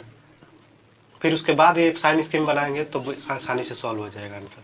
तो मैं वो मैं ln x का डिस्ट्रीब्यूशन यूज ही नहीं कर रहा, मैं क्या यूज़ कर रहा हूँ, x का डिस्ट्रीब्यूशन। अब यहाँ से देखो आंसर क्या आ गया, e⁻³ आ गया। मैंने वो ln x का डिस्ट्रीब्यूशन यूज़ नहीं किया, मैंने x का ही डिस्ट्रीब्यूशन यूज़ किया है। हाँ वो भी सही सर। हाँ, अब उससे भी कर सकते, मतलब वही बोल रहा हूँ, पर्सन के माइंड पे डिपेंड करता है कि तुम्हारे माइंड में क्या क्लिक कर रहा है, और वही सबसे बेस्ट तरीका है। जो अपना तरीका वो बेस्ट होता है। अब वो होता है कि अपने आप को अपडेट करते रहो। अगर और तरीके तुम्हारे पास आते हैं, जो उनमें से बेस्ट है उसको चूज़ करो। अगर एक ही तरीका आता है तो वही करना पड़ेगा। तो ये भी कर सकते थे, -ln x को हम y मान लेते हैं और y का डिस्ट्रीब्यूशन हो जाएगा एक्सपोनेंशियल 1, तो उससे फिर हम कर सकते हैं इजीली। तो यहाँ फिर हमें ये लॉग लगाने की, लॉग हटाने की जरूरत नहीं पड़ेगी फिर, ठीक है ना। तो क्या तरीका दूसरा बोल रहा हूँ मैं, कि तुम y ले लो, जैसे -ln x, तो ये वाली जो क्वांटिटी है बीटा, मैं इसको रीराइट करता हूँ, देखो। तो रीराइट करूँगा तो क्या होगा, y² -2y -3। साइन पे ध्यान देना, -2y इसलिए किया है क्योंकि y यहाँ नेगेटिव है। अब ये हो गया, अब इसको ब्रेक कर लो, तो प्रोबेबिलिटी, अब y² -2y -3 है, तो ये होगा y -1 y -3। अभी इसको चेंज करूँगा मैं, तो -2 है तो यहाँ लगा दो प्लस। ओके, तो ये हो गया y+1 इंटू वाई -3 को मल्टीप्लाई करके देखो, ये आएगा y² -2y +3 -3। अब इसको ब्रेक करेंगे तो y की वैल्यू क्या हो सकती है, तो -ln x का रेंज क्या होगा, तुम्हें डिसाइड करना पड़ेगा। जब x तुम्हारा 0 से 1 में है, जब x तुम्हारा 0 से 1 में है, तो मैंने कहा ln x होगा, लॉग लगा दो, log 0 -∞ होता है, log 0 -∞ होता है, log 1 0 होता है। माइनस ln x की बात करोगे, so this will be more than 0 less than +∞। तो -ln x वैल्यू 0 से इन्फिनिटी में है, और ऐसे भी तुम्हें पता है इसका एक्सपोनेंशियल 1 है, तो ऑब्वियसली y की वैल्यू क्या होगी, 0 से इन्फिनिटी में होगी। अब यहाँ से ये डिसाइड करना है कि what are the values of y for which this inequality is true. So इधर तो 0 से इन्फिनिटी में वैल्यू है इसकी y की, और यहाँ टर्निंग पॉइंट इसका है 3 ओनली। -1 तो बाहर चला गया, बाहर की जरूरत ही नहीं मुझे -1। मैं इसको 0 पुट करूँगा y+1 को, तो y मुझे -1 मिलेगा। y -3 को 0 पुट करूँगा तो मुझे y3 मिलेगा। तो हमें हमें पता है y की वैल्यू 0 से इन्फिनिटी में, तो बस 3 वाला इस रेंज में आया। अब 3 से लार्जर कोई नंबर लेके देखो, तुम्हें पॉजिटिव मिलेगा, 3 से स्मॉलर लेके देखो, नेगेटिव मिलेगा। तो इसका मतलब है कि ये बीटा जो है इक्विवेलेंट है y की वैल्यू मोर देन 3 लेस देन इन्फिनिटी। तो ये इनइक्वालिटी ऊपर वाली और ये इनइक्वालिटी सेम बात है। प्रोबेबिलिटी निकालनी है तुम्हें, एक्सपोनेंशियल 1 पता है मुझे, तो एक्सपोनेंशियल 1 का डिस्ट्रीब्यूशन क्या है, e की power minus y d minus y, x. 3 से इन्फिनिटी। कर लो सॉल्व इसको, है ना। सो ये आ गया बीटा। सो यहाँ से भी बीटा वही आएगा, e की पावर माइनस 3 ही आएगा। सो इस तरीके से करो या इस तरीके से करो, और भी तरीके हो सकते हैं सोचोगे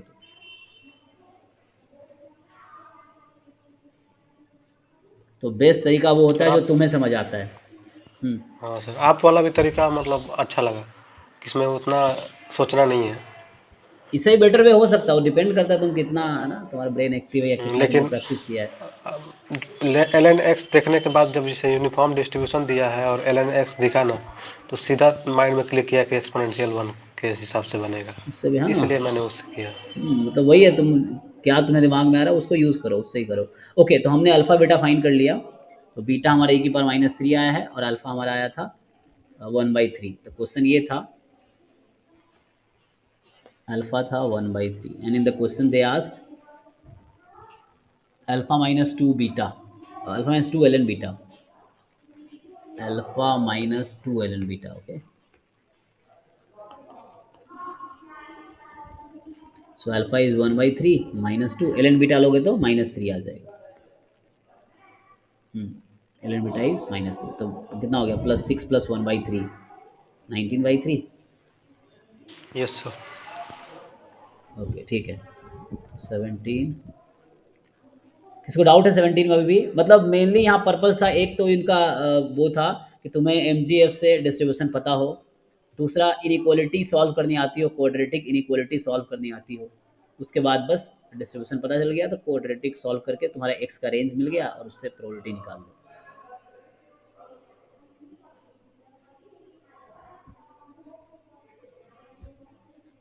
ओके, अब आते हैं इस 18 पे।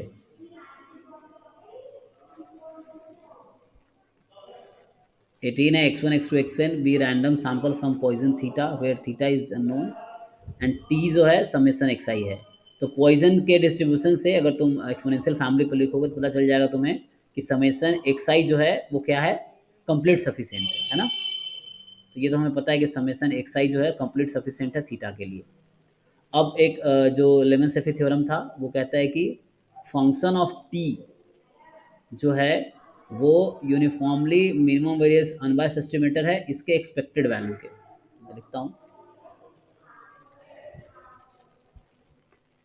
18। सो पॉइजन थीटा का जो पीडीएफ है e की पावर माइनस थीटा, थीटा की power x upon x factorial, है ना, इस तरीके से। तो इसको एक्सपोनेंशियल फैमिली पे लिखते हैं तो क्या है, थीटा का फंक्शन है, ये ओनली x का है, तो यहाँ से क्या आ जाता है, तो e की power minus theta you take outside 1/x factorial you take outside and then when you write exponential तो ये हो जाता है x log थीटा, ठीक ना। सो यहाँ से आ जाता है t इज इक्वल टू जो तुम्हारा x है, या ऐसा समझो एक्सपोनेंशियल फैमिली वाला कॉन्सेप्ट यूज़ कर रहा हूँ। तो मेनली हमें उस टर्म में इंटरेस्ट है जहाँ प्रोडक्ट है। तो एक्सपोनेंशियल फॉर्म में अलग अलग को अलग तरीके से लिखते हैं, तो ये मैंने इस फॉर्म में लिखा है c theta d x, okay d x, और ये सिंपली एक्स लिख लो।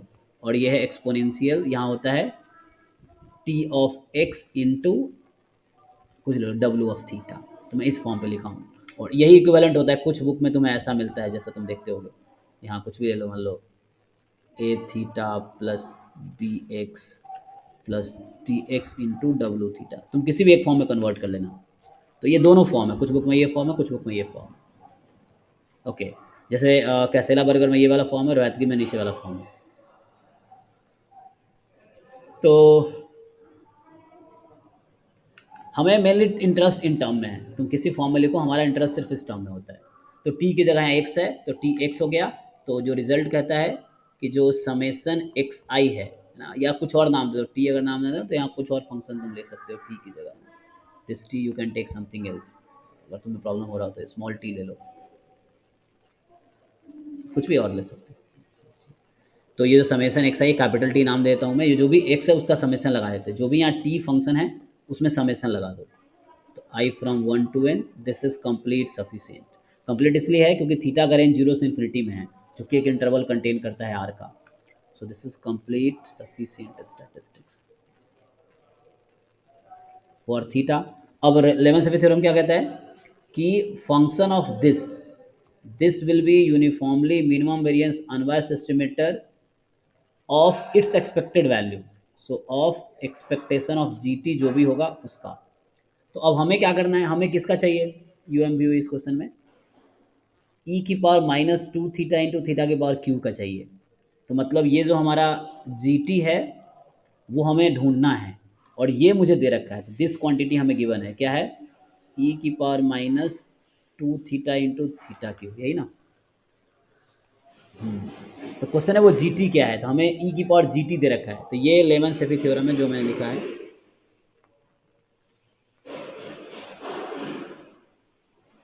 कि अगर कंप्लीट सफिशिएंट स्टैटिस्टिक्स है तो function of T is uniformly minimum variance unbiased estimator of its expected value. तो यहाँ हमारा एक्सपेक्टेड वैल्यू मतलब ये एक्चुअली पैरामीटर का फंक्शन होगा, लाइक जी थीटा टाइप या कुछ और एच थीटा टाइप या कुछ ऐसा होगा, थीटा का फंक्शन होगा। सो यहाँ पे ई ऑफ जो जी टी है दैट इज ई की power minus two theta two theta cube. So मेरा क्वेश्चन हमारा ये है ऑप्शन में कि what is that g t, यही हमें ढूंढना है, चार में से कौन सा ऑप्शन है। तो मैंने क्वेश्चन को अभी तक मैं एक्सप्लेन कर रहा था, okay. So what is that g T,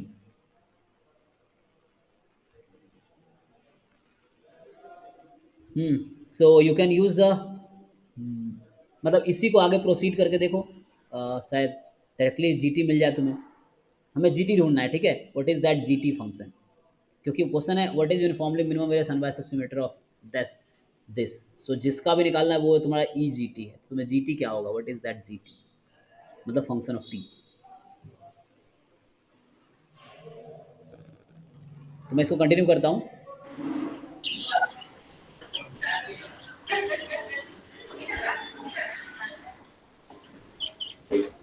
so how to find expectation of, अच्छा समेशन एक्स आई का डिस्ट्रीब्यूशन क्या होगा, पी का डिस्ट्रीब्यूशन क्या होगा, टी का पॉइजनिंग डिस्ट्रीब्यूशन पॉइजन ही होगा। पैरामीटर क्या होगा इसका, n theta. N theta, okay. तो ये काम इजी हो जाएगा फिर तो अगर टी का डिस्ट्रीब्यूशन जो है, उसको दो पार्ट, सर जो दिया है ना एस्टिमेटर ऑप्शन में, उसको दो पार्ट में अगर ब्रेक करके करते हैं तो आ जा रहा है, लेकिन थोड़ा सा नीचे में एक्स्ट्रा टर्म बन रहा है, वो कैंसिल आउट नहीं हो रहा है। चेक करते हैं देखो। तो यहाँ पे क्या होगा, मैं इससे प्रोसीड करता हूँ आगे। हमें जीटी निकालना है, तो एक्सपेक्टेशन क्या होगा, जीटी टाइम इसका पीडीएफ, किसका पीडीएफ, टी का, है ना। अगर किसी रैंडम वेरिएबल यहाँ हमारा टी है तो टी का पीडीएफ क्या होगा जी, ई की पावर माइनस एन थीटा की पावर क्या लूँ वेरिएबल में यहाँ पे, एक्स या कुछ और, T T T upon t factorial. और यहाँ टी की वैल्यू क्या होगी, जीरो से लेके 0 टू इन्फिनिटी। इन्फिनिटी। और ये किसके इक्वल है, ई की power minus two theta theta की पावर क्यू। अब ये आपके पास एक सीरीज आ गई, इस सीरीज को सॉल्व करके आपको जीटी निकालना है।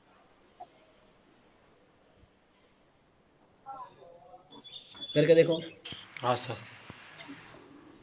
तो जो टी वाले टर्म नहीं है उसको बाहर कर सकते हो, देखो इसमें टी पे समेसन लगा हुआ है, इसमें टी पे समेसन है, तो टी नहीं है उसको बाहर कर सकते हो। तो ई की पावर माइनस एन थीटा को हम बाहर कर सकते हैं और ये हो जाएगा g t time n theta की power t upon t factorial, t is from zero to infinity. और यहाँ आ गया ई की power minus two theta theta की पावर क्यू।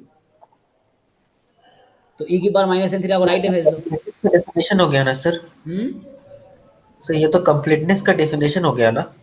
नहीं मैं मीन लगा, मैं इसको लिख रहा हूँ, मैं इसको प्रोसीड कर रहा हूँ। This is left side, completeness हमने पहले फाइंड कर लिया, हम मीन फाइंड कर रहे हैं, राइट किसका साइड में मीन। 0 भी होता है ना सो कंप्लीटनेस में। हाँ, वो हमने ये यूज़ किया कि पॉइजन है टी, पैरामीटर एन थीटा है, तो एक्सपेक्टेशन क्या होगा जी टी का, तो डेफिनेशन यूज़ किया g t time P D F. और right side as it is, right side as it is. अब मैं सिंप्लीफाई कर रहा हूँ। अब ई की पावर माइनस एन थीटा को राइट में भेज दो, ई की पावर माइनस एन थीटा को राइट में भेज दो, क्या होगा,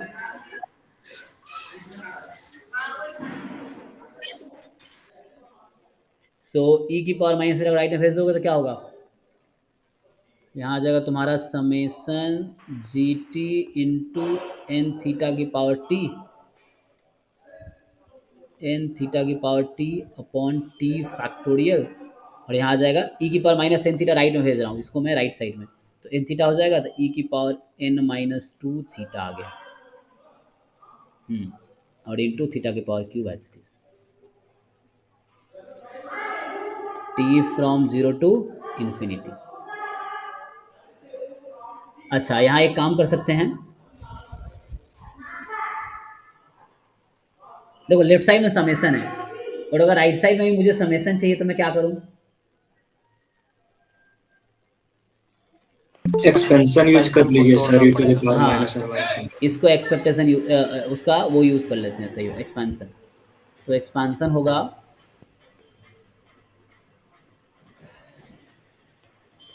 summation t is equal to zero to infinity g t into n theta की power t upon t factorial, चलो थीटा की पावर 3 भी बाहर रखते हैं। What is expansion of this, e की पावर सबको पता ही लिख है, सकते हैं n minus two theta to the power, जो भी अगर हम पैरामीटर ले रहे हैं उतना, अब बाई फैक्टोरियल समथिंग। हम ऐसा भी कर सकते अगर थे, लेते हैं तो यहाँ ई की पावर एन थीटा को मैं बाहर ही रख लेता पहले, नहीं ठीक है, तो समेसन, चलो टी के टर्म में ले लेता हूँ, टी फ्रॉम जीरो, या कुछ और ले लो, के ले लो, एक्स ले लो, आर ले लो, के फ्रॉम टी लीजिएगा तो कंपैरिजन करने में सिंपल बाद में उसको चेंज करना पड़ेगा, देखते हैं, तो अभी कर देंगे उसको वैसा। तो होगा क्या, ई की पावर एक्स का होता है n minus two theta to the power t k by factorial k, n minus two theta, और इसकी पावर जो भी लोगे k upon k factorial, x की power k upon x factorial, k factorial, और बाहर तुम्हारा थीटा का पावर क्यू है। चलो इसको थोड़ा सा और सिंप्लीफाई कर लो,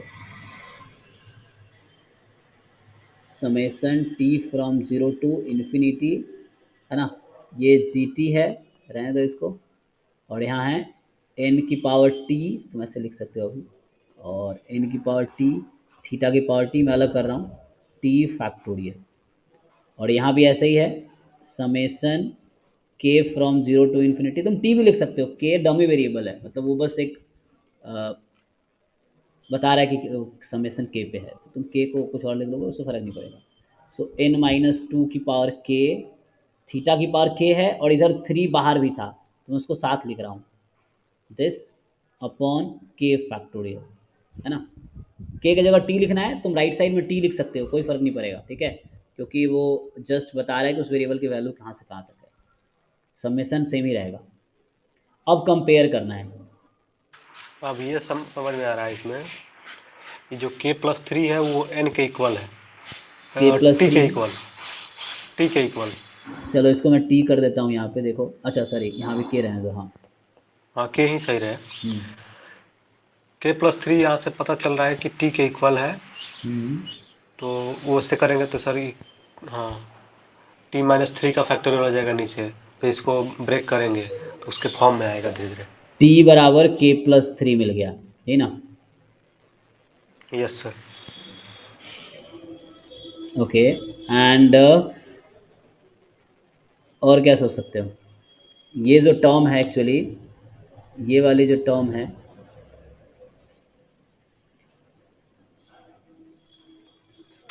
उसको कंपेयर कर सकते हैं n minus two to the power k के, तो के की प्लेस में यहाँ तुम टी माइनस 3 यूज़ कर सकते हो, हाँ आराम से। तो हमारा इंटरेस्ट ये है कि what is the value of that, हमारा इंटरेस्ट क्या है, what is value of G T, हमें जी टी चाहिए, और यहाँ से हमने स्टार्ट किया था,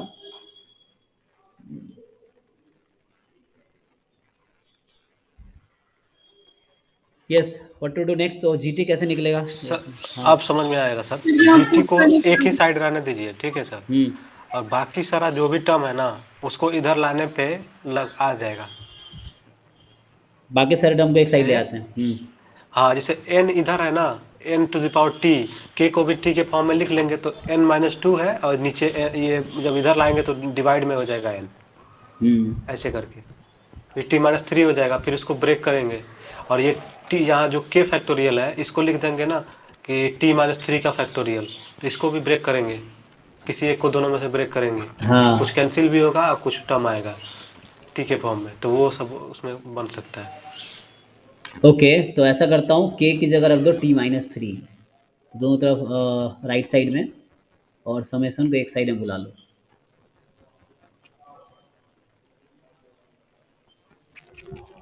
किसी ने सॉल्व नहीं किया इस क्वेश्चन को? कितने लोगों ने किया है?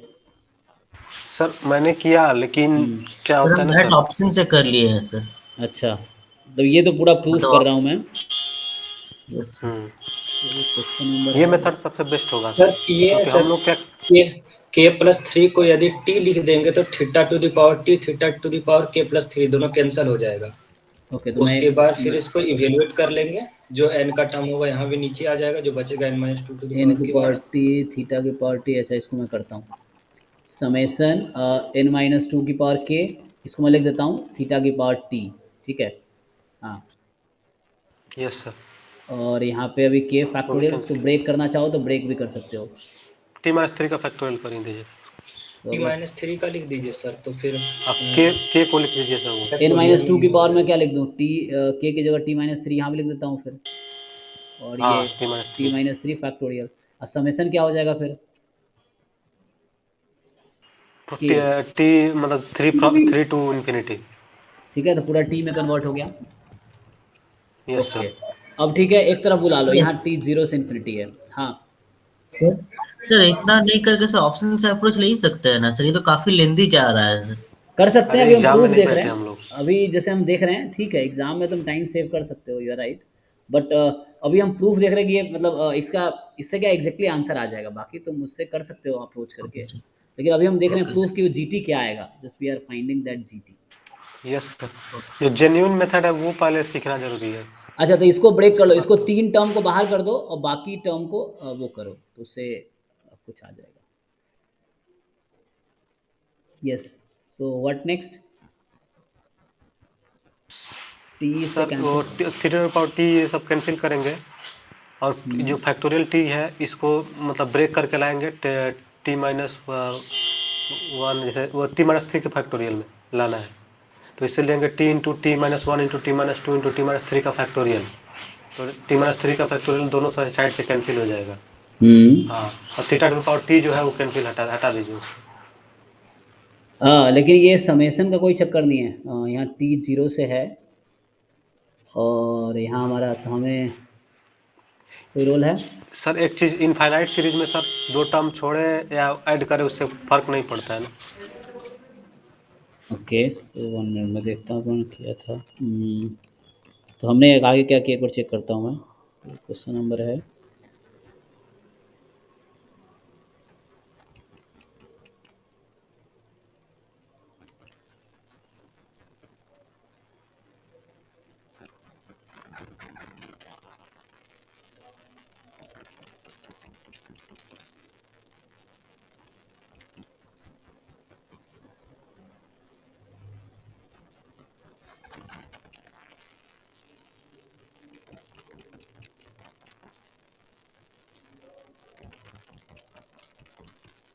ओके, यहाँ तक तो ठीक है, एक्सपैंड किए हमने, हाँ।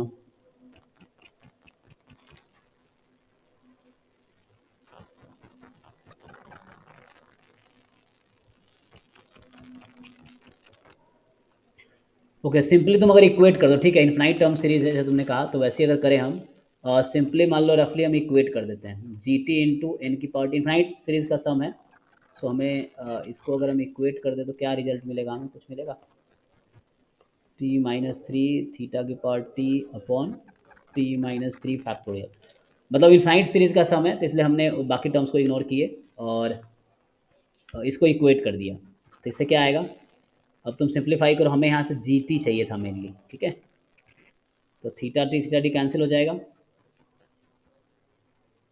और आगे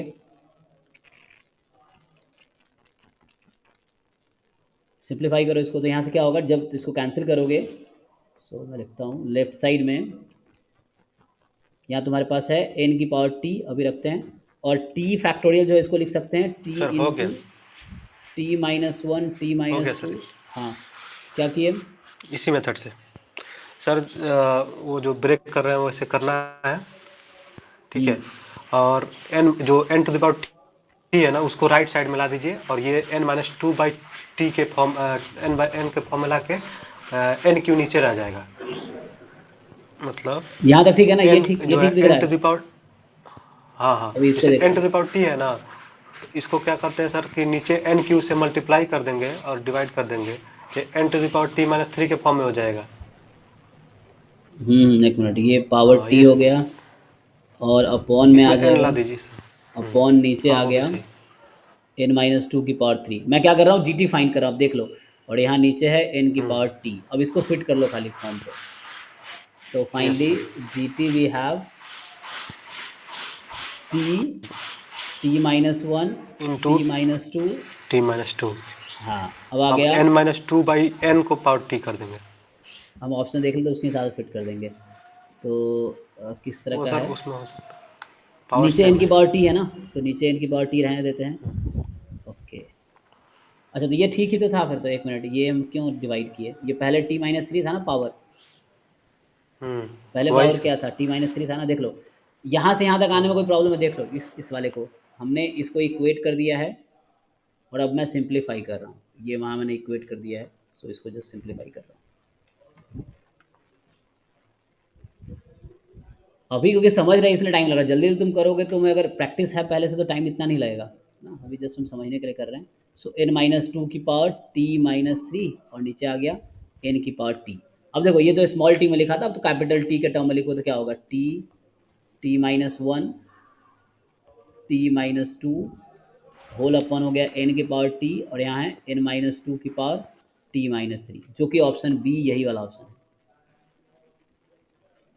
यस सर। तो ये हमने प्रूव कर दिया एक्चुअली, पूरा लॉन्ग वे में। बाकी अब तुम सोच सकते हो। So this is option number B,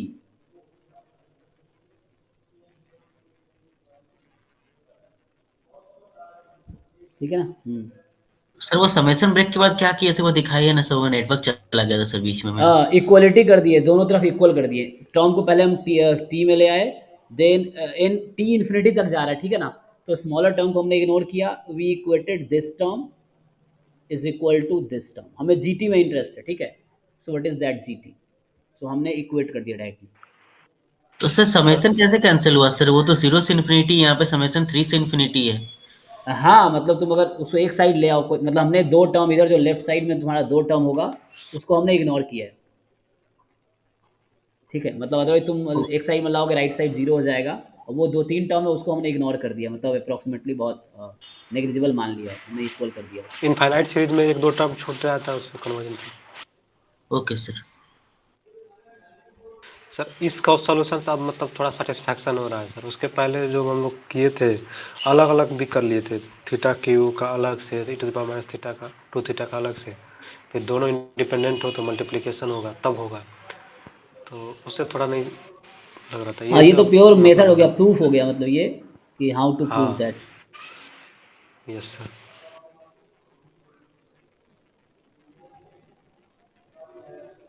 sir इसका कोई और भी अप्रोच होगा?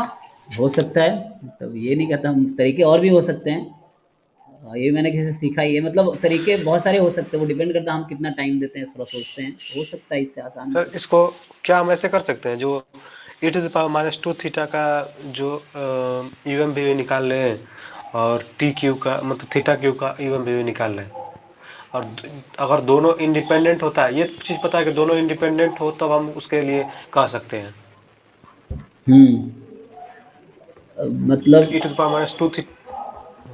थोड़ा सा इसको ऐसा हम बना सकते थे, t by n minus one by n हो जाता है, ये t by n minus two by n, इसको तुम ऐसा फिट कर सकते हो, one by two by n की पावर टी माइनस थ्री। तो यहाँ से अगर तुम यस सर। कन्वर्जेंस यूज़ करो,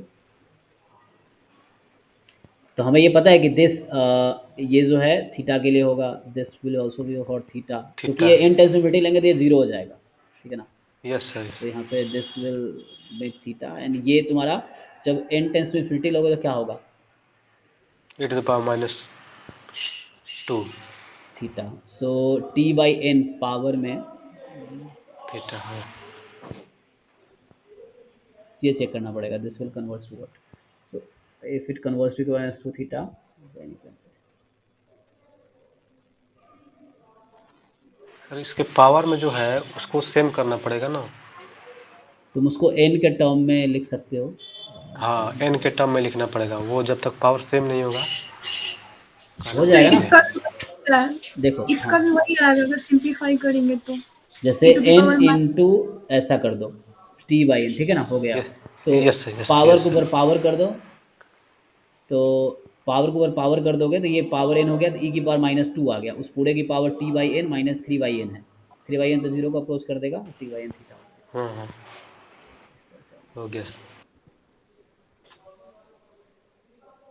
और भी तरीका हो सकता है, तुम थोड़ा दिमाग लगाओ, मैं भी एक दो लोगों से हेल्प लेता हूँ वैसे, आसान तरीका होगा इसका, अदरवाइज ये तो प्रूफ हो गया, डिटेल वे है, मतलब हाँ सर सपोज ये क्वेश्चन अगर MSQ में होता और ये दोनों ऑप्शन वहां होते कौन से तो दोनों, हम दोनों ऑप्शन चूज करते ना, मतलब अच्छा मतलब ये बात बराबर, मैंने इसी को सिंप्लीफाई किया, मैंने ये इसी को सिंप्लीफाई किया, ये जो नीचे लिखा है, क्योंकि हमने n की पावर t को ब्रेक कर दिया, n इंटू n की पावर t -3, फिर n यहाँ से दे दिया, यहाँ दे दिया, हमने सिंप्लीफाई ही किया हमने दोनों को, एक ही चीज़ है दोनों।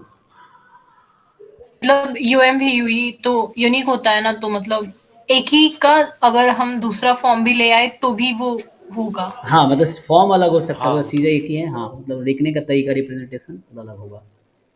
किस्म ओके, तो इसमें काफ़ी टाइम दे दिया हमने, और ये प्रूफ कर लिया हमने actually, we just proved it and okay.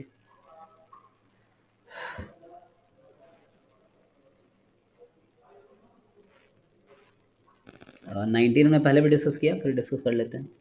So x1 x2 xn जो है रैंडम सैंपल है, यूनिफॉर्म θ-5 टू θ+5 में। t जो है nth ऑर्डर स्टैटिस्टिक्स है, u जो है फर्स्ट ऑर्डर स्टैटिस्टिक्स है, देन कौन सा स्टेटमेंट ट्रू है।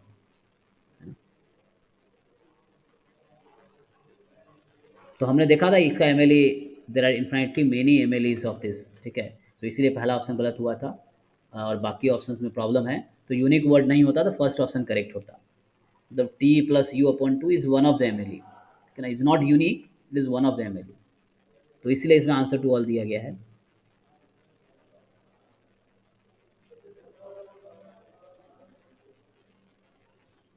तो इसको जो बी ऑप्शन को कैसे थे? हाँ एक मिनट, बी का, अच्छा बी का थोड़ा प्रॉब्लम हुआ था, क्योंकि कुछ लोगों का ये था कि अगर मान लो टी जो है MLE है थीटा का, तो क्या 1/t MLE होगा 1/थीटा का।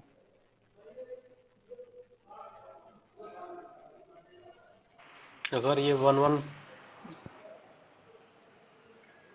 मुश्किल है। लेकिन 1/x फंक्शन जो है कॉन्टिन्यूस फंक्शन नहीं है, आई थिंक दिस फंक्शन नहीं 1/x is not continuous in the neighbourhood of 0, तो इसका MLE में हमेशा कॉन्वेक्स लीनियर कॉम्बिनेशन लेना होता है ना। और 1/x जो है तुम्हारा कॉन्वेक्स फंक्शन है एक साइड में, दूसरे साइड में नहीं है। यस इसलिए मतलब वो फंक्शन तो सर, इसको एग्जांपल को बदला लेके थोड़ा एक बार और बता दिए कि मतलब कि मेथड से, MLE कब कब पूरा डिस्ट्रीब्यूशन होगा, मतलब कि एक एक मतलब x1 x2 xn होगा, कब यूनिक होगा, इस थोड़ा इसमें फिर से एक बार। हाँ मतलब मेथड से यूनिक तो दिख जाता है, क्वेश्चन जब सॉल्व करते डायरेक्टली दिख जाता है यूनिक है, क्योंकि वो किसी एक ही पॉइंट पे मैक्सिमम हो सकता है लाइक्लीहुड फंक्शन, तो उस केस में यूनिक MLE होगा। यहाँ पे क्या है, यूनिफॉर्म θ-5 से θ+5 है, तो अगर इसको लिखें हम, सो हमारा जो क्वेश्चन नंबर ये 19 है, सो जो एक्सरसाइज है, एक्सरसाइज आर यूनिफॉर्म θ-5 टू θ+5 है, तो इसमें तुम अगर लाइक्लीहुड फंक्शन इसका लिखोगे, अगर किसी एक एक्स का अगर हम PDF लिखते हैं तो 1/10, ठीक है ना, और x की वैल्यू होगी θ-5 टू θ+5 XI की। ओके, तो अगर इस तरह से हम लाइक्लीहुड फंक्शन लिखा है तो 1/10 लाइक्लीहुड क्या होता है, product of PDFs of different x i's. So 1/10 इसकी पावर n आ जाएगी, और यहाँ पे फॉर ऑल, ठीक है ना, तब होगा फॉर ऑल जो एक्साई है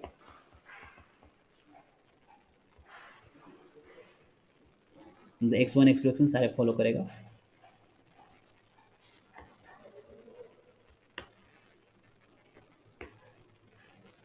थीटा प्लस 5। हाँ, अब यहाँ से हमें डिसाइड करना होता है, तो हमें देखो यहाँ पर से मैं कह रहा हूँ लाइक्लीहुड फंक्शन थीटा का फंक्शन होता है, मतलब लाइक्लीहुड फंक्शन है, वेरिएबल एक्स नहीं है, वेरिएबल थीटा है, तो यहाँ भी एक्स आई का रेंज है। अब हमें थीटा का रेंज चाहिए, तो हम इसको थोड़ा मॉडिफाई करके थीटा का रेंज ढूंढेंगे कि थीटा का रेंज क्या है। तो यहाँ से क्या है कि जो थीटा -5 है लेस देन है एक्स आई से फॉर ऑल आई, तो इसका मतलब होगा theta -5 is less than x1। हर एक्स आई छोटा है जिसका मिनिमम से भी छोटा होगा, तो यहाँ से थीटा का रेंज आ गया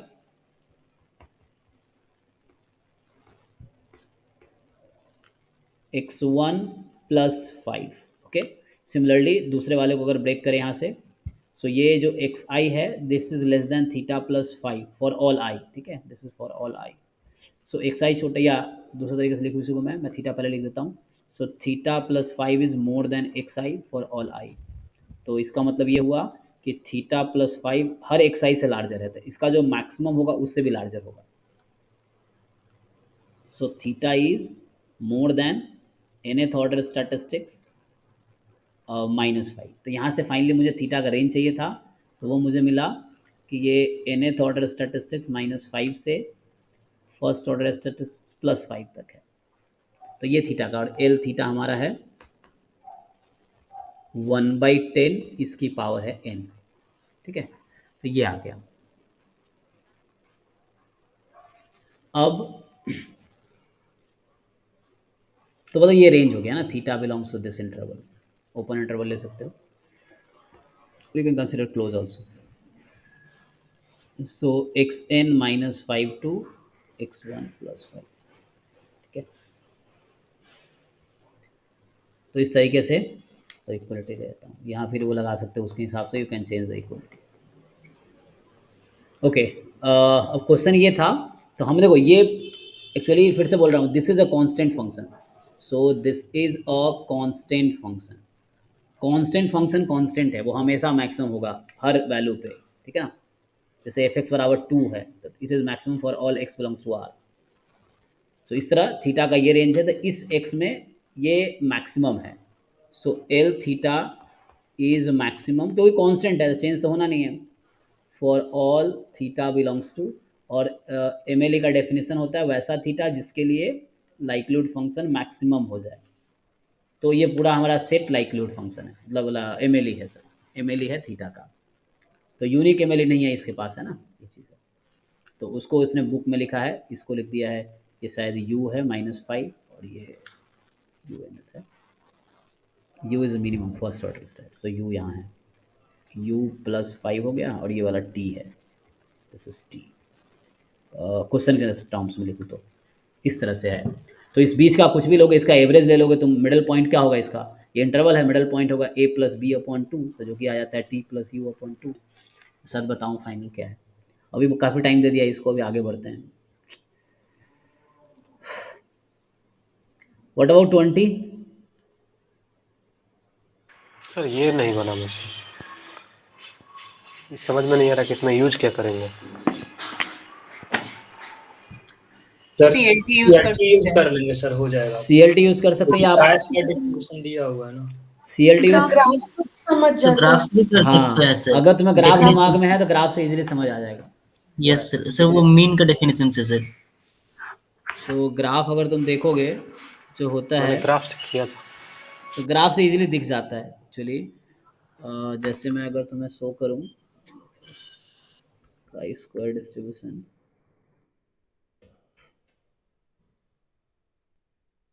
with degree of freedom 3 and 6, का square distribution positively skewed distribution है, और जितना ही डिग्री ऑफ फ्रीडम बढ़ेगा वो नॉर्मल की तरफ टेंड करते जाएगा। तो उसके हिसाब से जो 3 वाला डिग्री ऑफ फ्रीडम वाला है वो ऊपर जाएगा, और 6 डिग्री ऑफ फ्रीडम नीचे जाएगा। ये देखो इस ग्राफ में देखो ये क्या है कि K3 है, 3 मतलब ये वाला है, K3 है ना, 3 वाला ये है, तुम्हें एरो दिख रहा होगा, ये हैंड का साइन, तो ये 3 है, यस सर। ये 3 है, और ये वाला 6 है, ये तीसरा इधर से अगर आओगे तो तीसरा वाला, बीच वाला नहीं, बीच वाला 4 का है। तो अब देखो, अब इसमें इंटरसेक्ट कहाँ कर रहा है दोनों लाइन, ये दोनों कर्व इंटरसेक्ट कहाँ पे कर रही है, यहाँ पे। सो ऑलमोस्ट 3.4 होगा, ये 3.5 के अराउंड अप्रॉक्स। तो अब इस ग्राफ अगर तुम्हारे दिमाग में है कि ये दोनों इंटरसेक्ट ऑलमोस्ट 3.5 पे कर रही है, तो अब आगे जाके दोनों लगभग ये इधर जीरो को अप्रोच करती है लाइक नॉर्मल, ठीक है ना। तो यही डिसाइड हो जाएगा। तो तुम चेक करो एक बारी, ये जो क्वेश्चन है,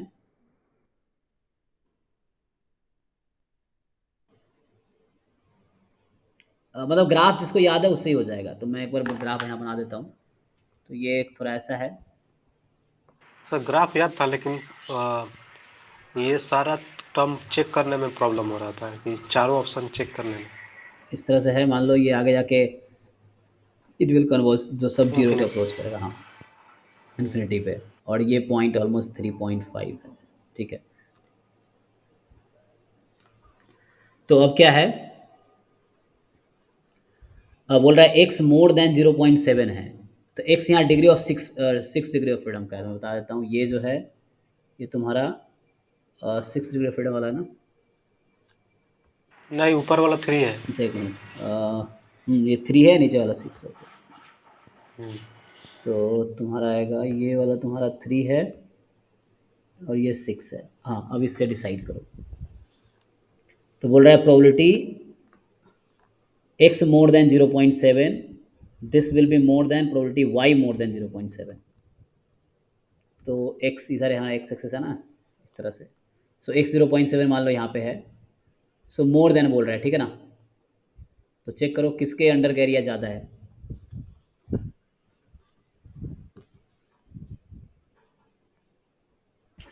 3 वाले का होगा। फिर से नहीं, सर इसमें तो फिर गलत हो जाएगा। तो उससे तो उल्टा कर दो, वन ये नहीं माइनस समझ कर, में। 1 माइनस करके देख लो। अगर बोथ साइड में 1 माइनस कर देता हूँ तो क्या मिलेगा। ऐसे आगे का पता नहीं चलेगा, लेकिन पीछे का पता चल जाएगा ना, अपोजिट का। So you just make it 1 minus. इसको मैं अगर सिंप्लीफाई करूँ, क्योंकि ये थोड़ा सा फर्स्ट ऑप्शन है, probability x more then, x जो है काई स्क्वायर 6 है और वाई जो है काई स्क्वायर 3 है। नहीं तो अपना वो लगा लो, CLT लगा लो, उससे भी हो जाएगा। सो एक्स 0.7, ये मोर देन बोल रहा है, प्रोबेबिलिटी वाई मोर देन 0.7। तो अगर मैं दोनों तरफ माइनस से मल्टीप्लाई करता हूँ, 1 minus probability x more than 0.7 and ये हो जाएगा less than 1 minus probability y more than 0.7। मैंने क्या किया है, माइनस से मल्टीप्लाई किया तो ये इनइक्वालिटी चेंज हो गई खाली, बाकी सेम है, और 1 ऐड किया। सो ये क्या आया, यहाँ से आ जाएगा probability x less than 0.7 is less than probability y less than 0.7, और एक्स क्या है, 6 डिग्री ऑफ फ्रीडम वाला है। सो अब चेक करो एक बारी,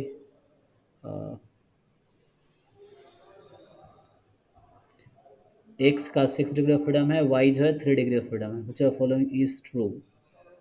ओके, तो इस केस में अब प्रोबेबिलिटी एक्स लेस देन 0.7, तो ग्राफ में देखो एक्स लेस देन 0.7 नहीं, ऊपर बनाया था ना ग्राफ, हाँ। सो एक्स लेस देन 0.7, एक्स तुम्हारा कौन है इसमें, एक्स तुम्हारा ये है और वाई तुम्हारा ये है, ये 6 डिग्री ऑफ फ्रीडम वाला। सो एक्स लेस देन 0.7 की प्रोबेबिलिटी कम होगी। अब यहाँ ज़रा अच्छे से दिख जाएगा तुम्हें, वैसे तुम्हें मुश्किल, देखो ये लाइन बना दिया मैंने, ये 0.7 है, तो ये प्रोबेबिलिटी है, प्रोबेबिलिटी एक्स लेस देन 0.7, यही ना इसकी। Yes sir. और वाई लेस देन 0.7 है, तो ये पूरी प्रोबेबिलिटी है।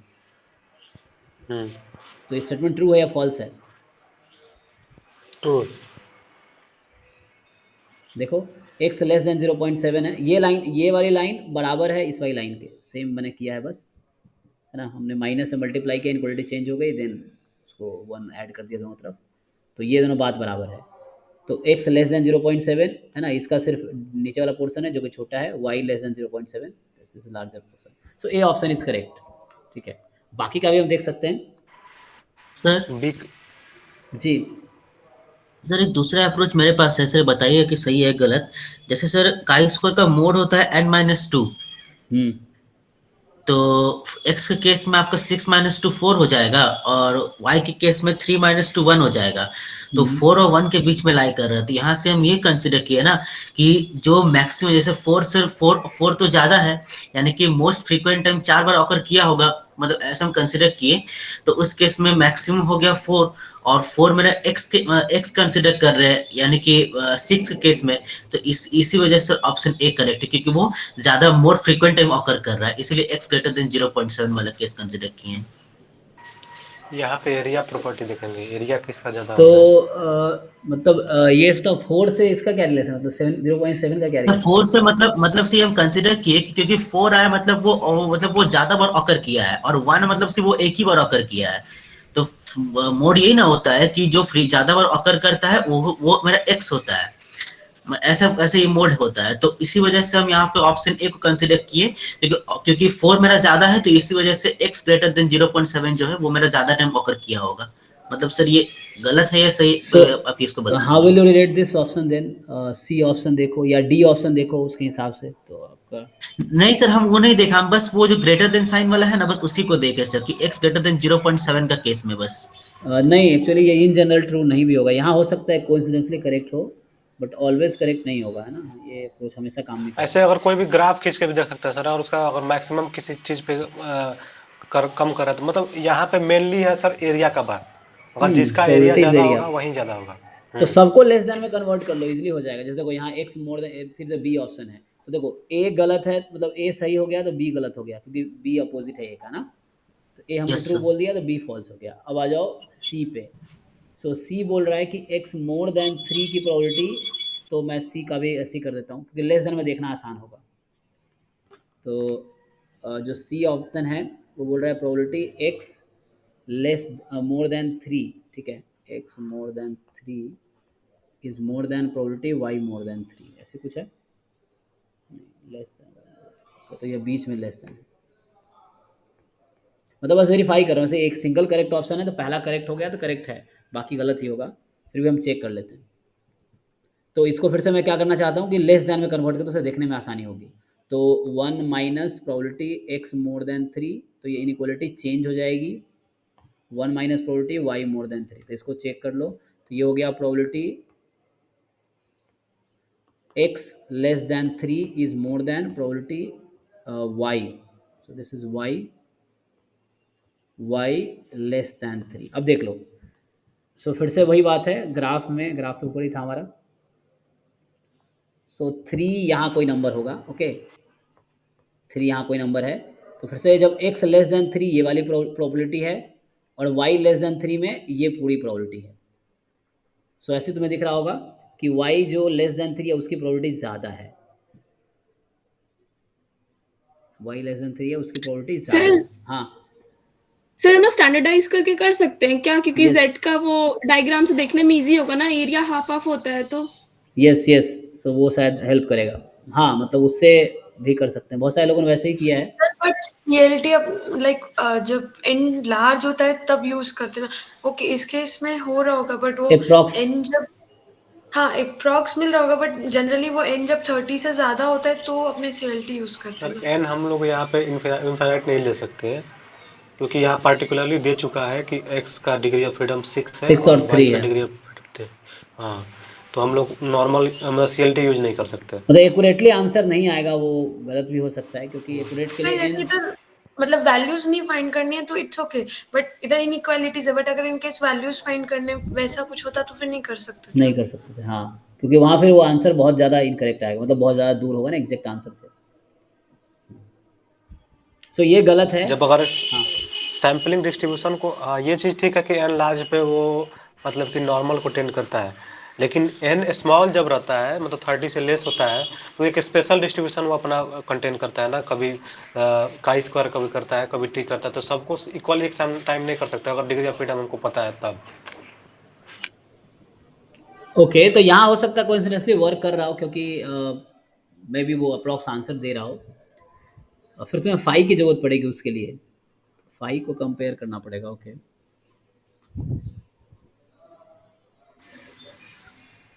मतलब उसमें देख एरिया भी देख के बता सकते हैं, सिमेट्रिक रहता है ना, हाँ तो हाँ, बता उस सकते हैं पॉइंट से हाँ कि देख के हाँ बता क्या सकते, है। जैसे इसमें देख रहे हैं वैसे वहाँ भी देख सकते हैं। लेकिन वही थोड़ा प्रॉब्लम है, डिग्री ऑफ फ्रीडम लो है। तो सही अप्रोच सर यही होगा ना, इसका जो काई स्क्वायर का हाँ, ग्राफ मतलब सिंपली देख के ग्राफ ही देख के करना पता होगा। चल रहा है कि इसका एरिया, और लेस देन वाले केस में लो, उससे लेफ्ट में ज़्यादा अच्छे से दिखेगा। राइट में तुम्हें पता नहीं कहीं कि ये ऊपर नीचे का चक्कर है, मतलब कौन से ज़्यादा कम है, लेकिन लेफ्ट साइड वाला देखोगे उस पॉइंट के लेफ्ट में प्रोबेबिलिटी क्या है तो उससे दिख रहा है। ऐसा ही है, डी वाला भी वैसे ही गलत हो जाएगा। प्रोबेबिलिटी एक्स लेस देन 6 ज़्यादा है, probability y less than 6। X less than 6 ज़्यादा है, नहीं ये भी गलत होगा, मतलब वो भी उस तरह से ही गलत हो जाएगा। ठीक है, तो डी भी ग्राफ देख के ही कर लो। ज़्यादा है, probability y less than 6 this also